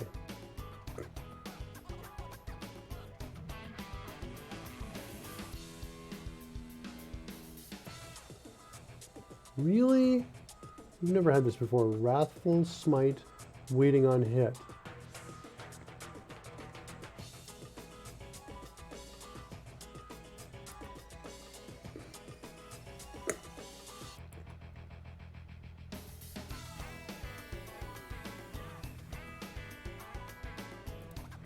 Doesn't seem real. If we run this code a lot, test cases password. I don't understand why I'm getting this unknown in expression. All right, just shut everything down. Let's try again.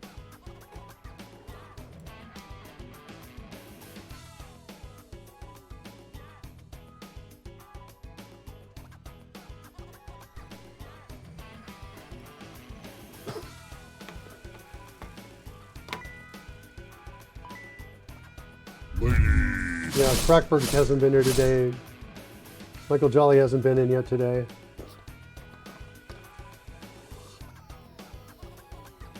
Will Bennett says, I didn't see your seatbelt on, Jetsam. Frackberg iced some penguins. G-Force is keeping him pinned to the seat.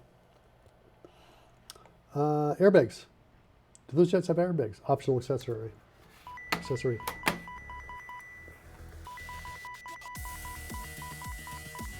All right. Eva Wolfhard. Here comes Wrathful Smite. There's 1, 2, and then now we're going to choose the Battle Axe. Hugo is in the house. Now we set it, and now here's the problem.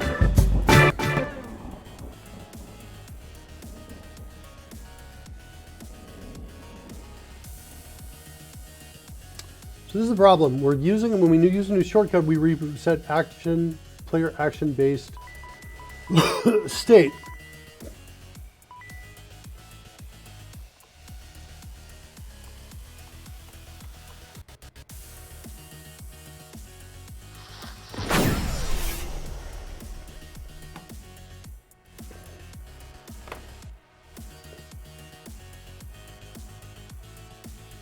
So while we have the correct value here, we're about to lose it.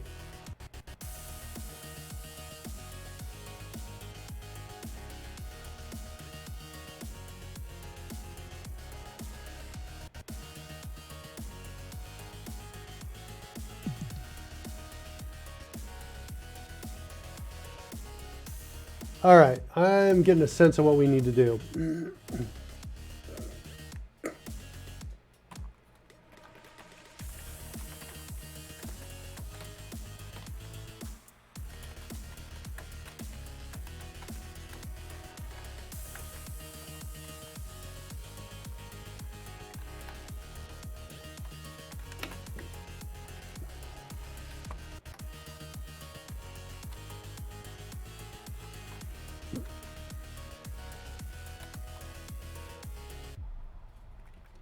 Start turn reset state.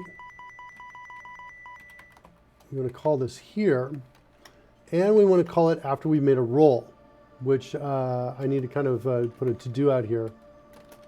Call after a successful roll. And then over here,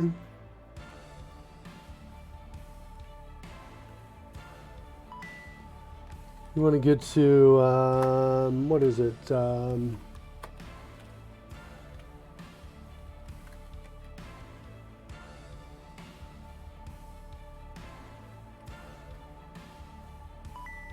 Roll the dice.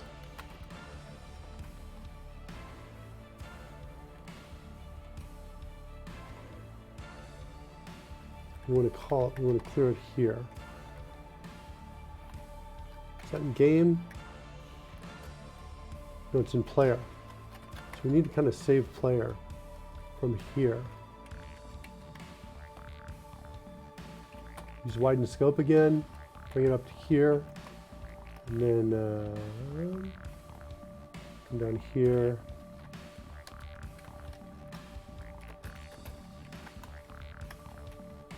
Like that. I think that's got a shot at getting us in closer to it. So we actually roll, then we reset that roll related state. Well, inspiration afterwards. Looks like this is no longer used. That's a nice function. Yeah, you think so? You feeling it?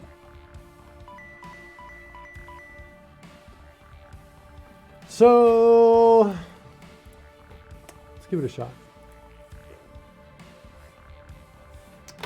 I think player dot would work too. No, I'm not sure. I started doing that and I was thinking, oh, wait, I can't do that with a function. I can only do it with, I don't know, let's try it. We'll just set a breakpoint here.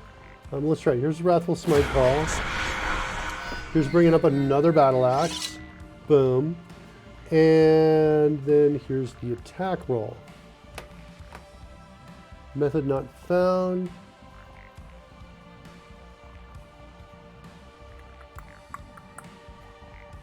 I think that means that's an ending continue issue. I'm just going to shut this down and restart it. Cataclysm says, still amazed by the effects. Oh, wait till you see our die rolling effects. We're actually about to see them if we can get this working. The die roll effects are super cool. Yeah, if this all works. Okay.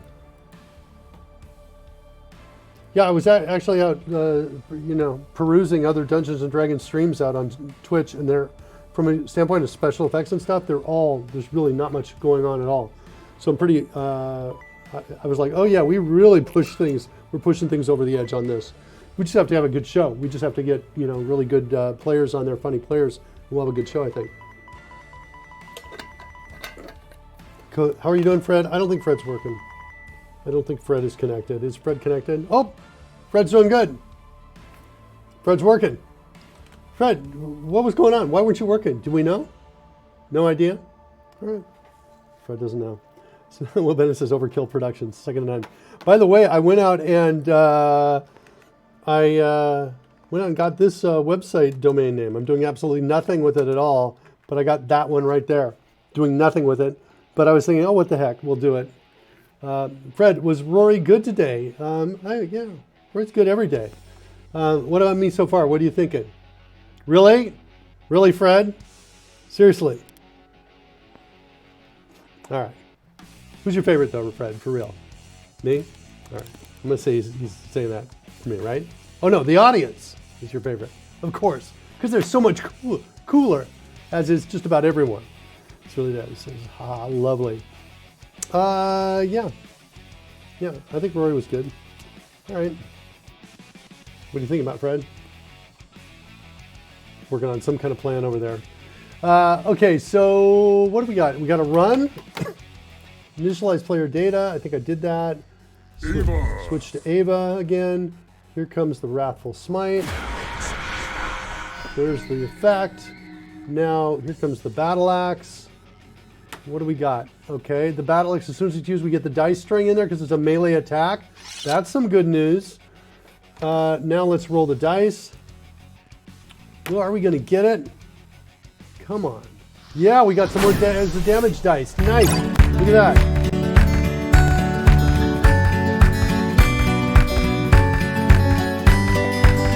Cover group is in the house. We're not going to see the die effects rolling down here. Good.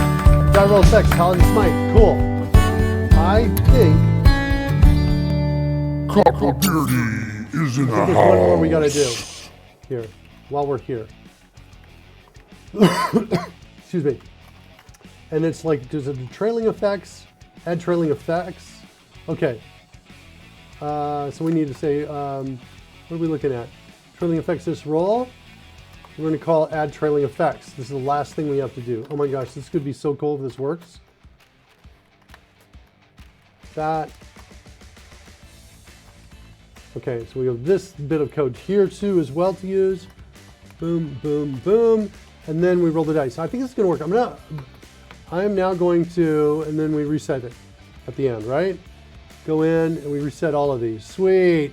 Okay, that looks like it's going to work. Now we just got to switch over to Bushwhacker, Eva, a place where we got the 3D dice running. Let's go ahead and reset that page as well. And send over the data again. Working.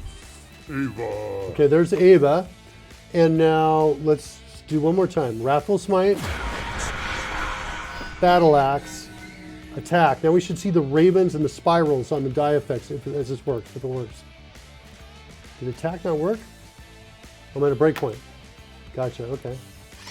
Here's the breakpoint. No! Wait, we got part of it.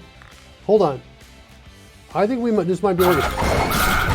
Yeah. Spectacular miss. I think it actually worked. It's just the delay loading mechanism. We didn't see everything because we got the halos around the dice. We do those same set of steps one more time. We still got to deal with the extra battle axe not going away. But here, I'll throw a greatsword up there. Wait. Oh, okay. Oh, I'm at a breakpoint. Sorry. Let's clear the breakpoint and run it. Okay. Okay, there. Actually, that went away because we made a contact hit. Let's go back over here to what do we need to do? Wrathful Smite again. Boom. Bring up the battle axe. There. Now hit attack. Now we should see and hear the raven. Nice. That's what we were looking for. So that's cool. Here comes a present. It's lots of damage. But now, if I do it again, I think we're going to still see it. If I attack one more time, we'll still see it because we're not clearing and saying, we're never calling we hit the target. If we never call hit the target and the spell's still active, which it looks like a minute has passed, it's no longer active, but this on player hits target will never be called here. In fact, we should go set a breakpoint out in tell DM. Let's go find that. Tell, I think it's Dungeon Master is what it really is. Tell Dungeon Master. Here. Set a breakpoint here. I don't think we're ever going to see that. So one more time. Wrathful Smite.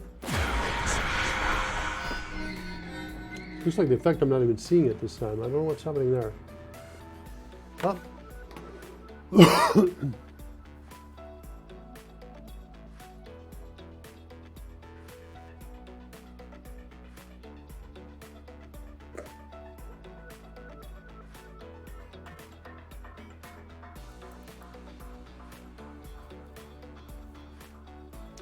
The same problem we've seen before.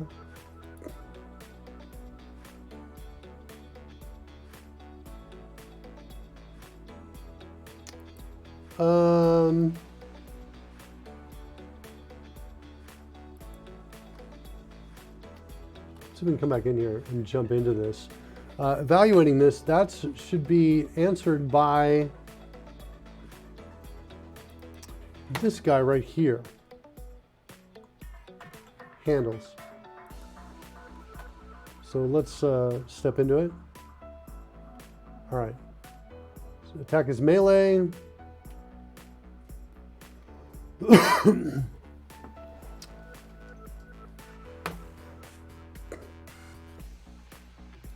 Oh wait, that's not here. That's in another one. That's okay. We're gonna run. Attacking type, no, I don't care about that. Melee, don't care about that. This is the one.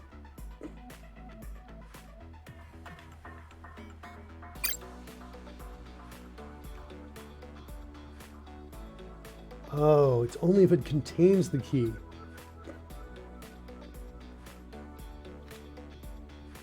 Okay, that's where we have the problem.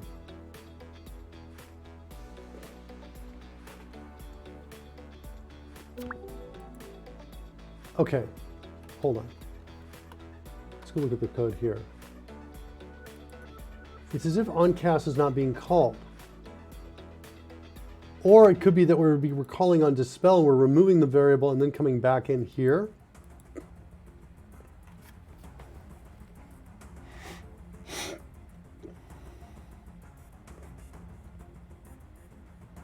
I'm not sure what's going on with that.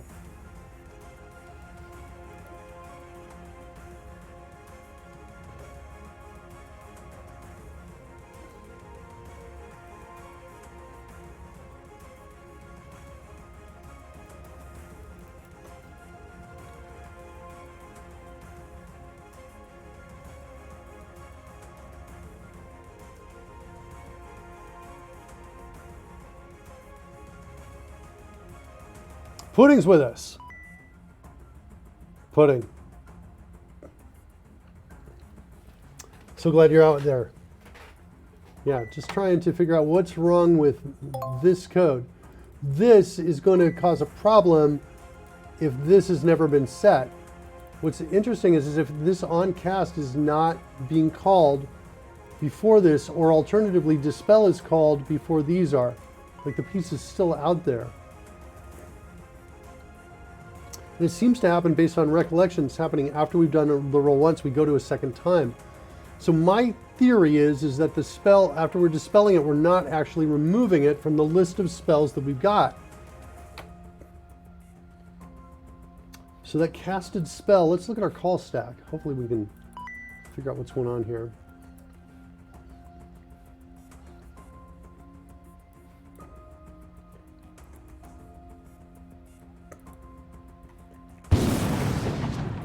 Only got one active player spell out there.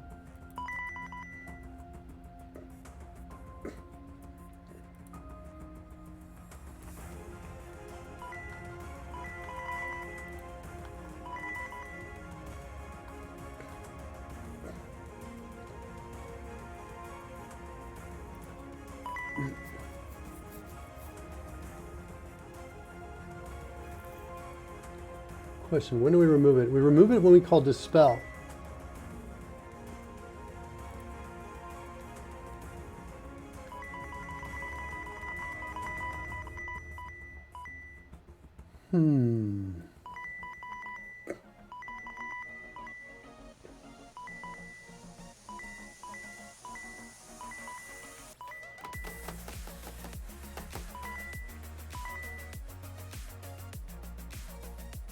Trying to come up with a theory to explain why one of these two conditions would be happening. I suppose I could take this out and just keep it there. Let's try that.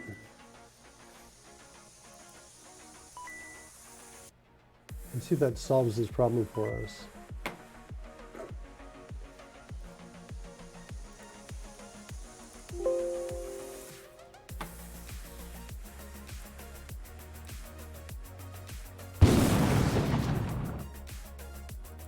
Two locations for these two different files, one for testing and one for running. And let's continue to run. Then we're going to reload the data. Oh, it stopped it. I have to start again. Codebase Alpha says, somehow I fancy a dessert right now. Is that related to pudding?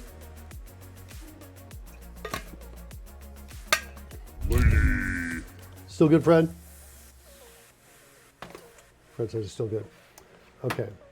Reinitialize the data. What's this?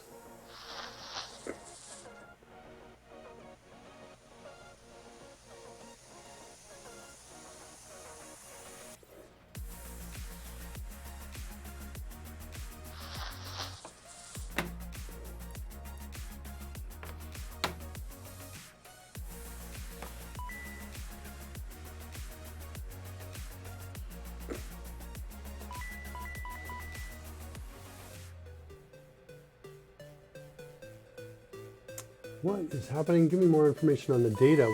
I don't even get this. There's some problem. It's my call stack.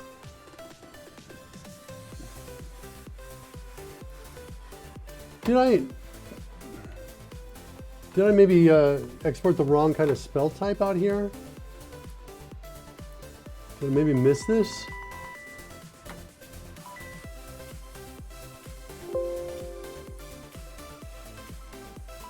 No, it looks like I can see right there. It was a CSV file. I did it correctly.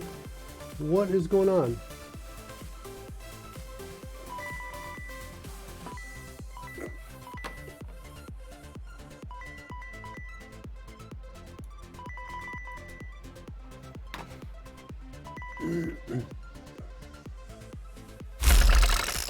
Weird. Does not seem to be reproducible. Oh wait, I haven't hit initialize player data yet. Let's do it. Again.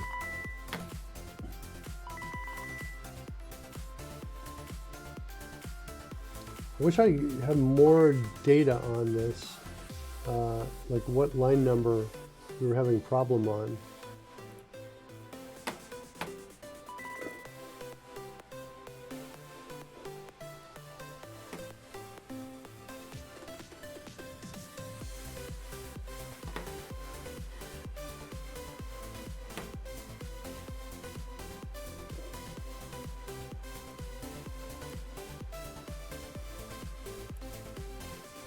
Components material.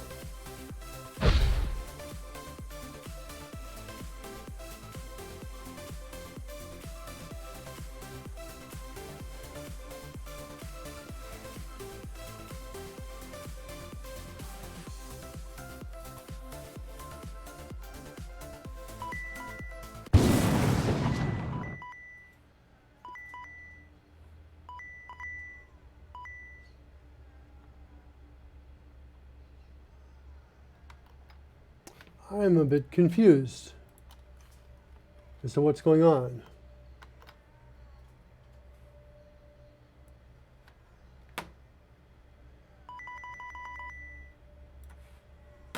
It's this column here.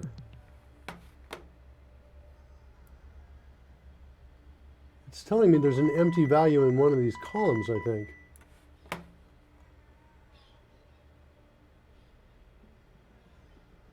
And I'm not sure how to search for an empty value in a column other than visually scanning through it.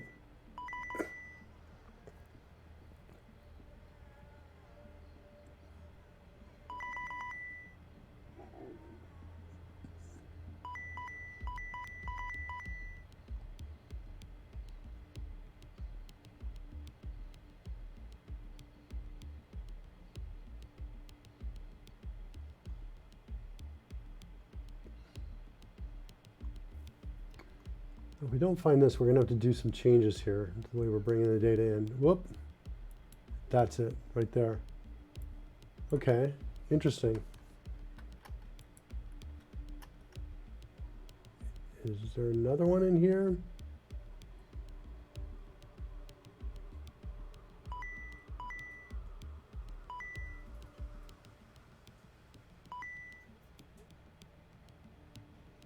Okay.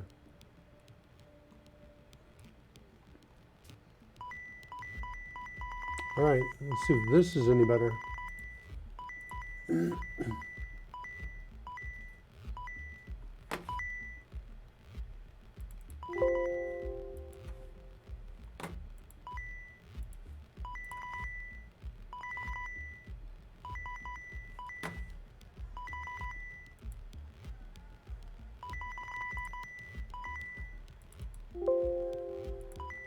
Okay, come back over here.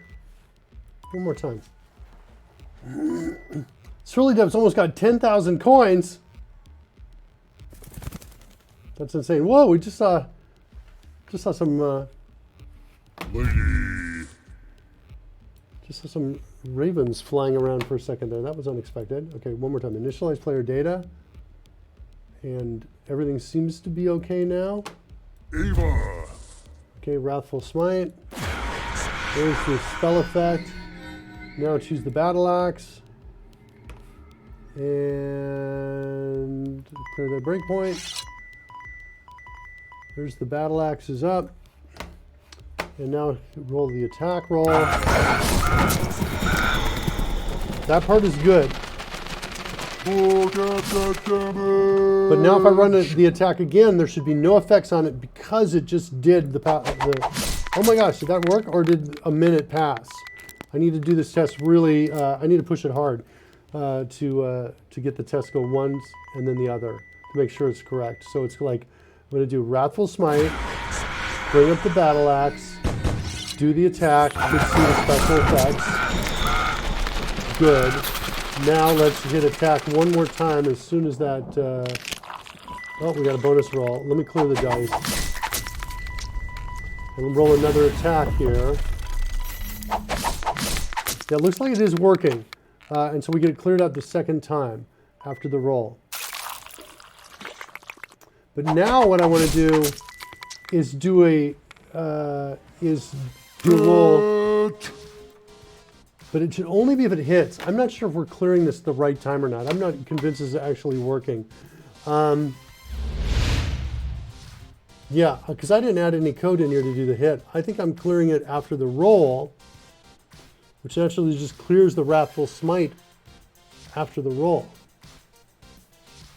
Which means we are not... I think our vents are not thought out well here. I think there may be a problem here. I think I need, on player attacks, wait, I have an idea. Let's try this one more time. Wrathful Smite, battle axe, attack roll.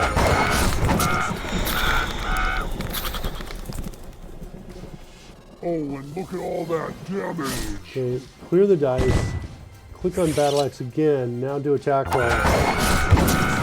Okay. So we saw it go away before, but that was because we had just rolled the dice and we cleared it, and we didn't hit Wrathful Smite again. But when I went back in and clicked on Battle Axe this time to do it again, it was like, oh, player's attacking again. And we're reusing it. So I think this is going to be a part 2 is what I'm thinking. I think I'm going to pick this up again tomorrow. And we'll kind of come in and we'll figure out a little bit more. We'll see where we left off and figure this out. That's kind of what I'm feeling on that. That kind of works too because my throat is still sore a little bit from being sick, and so it tickles a little bit. So we'll give me a break, and I'll go have lunch with Karen, my wife, and hang out with her. Legendary Moose says, "Have a good night, Mark. You guys too. Take care of yourselves. Let's go see who I'm following, who is streaming right now, and." Who we got? I got Lanalex, Instafluff. I'll send you guys over to Instafluff. Not sent you over to Instafluff in a while, I think. And say hi to Instafluff for me. What are you saying about your wife?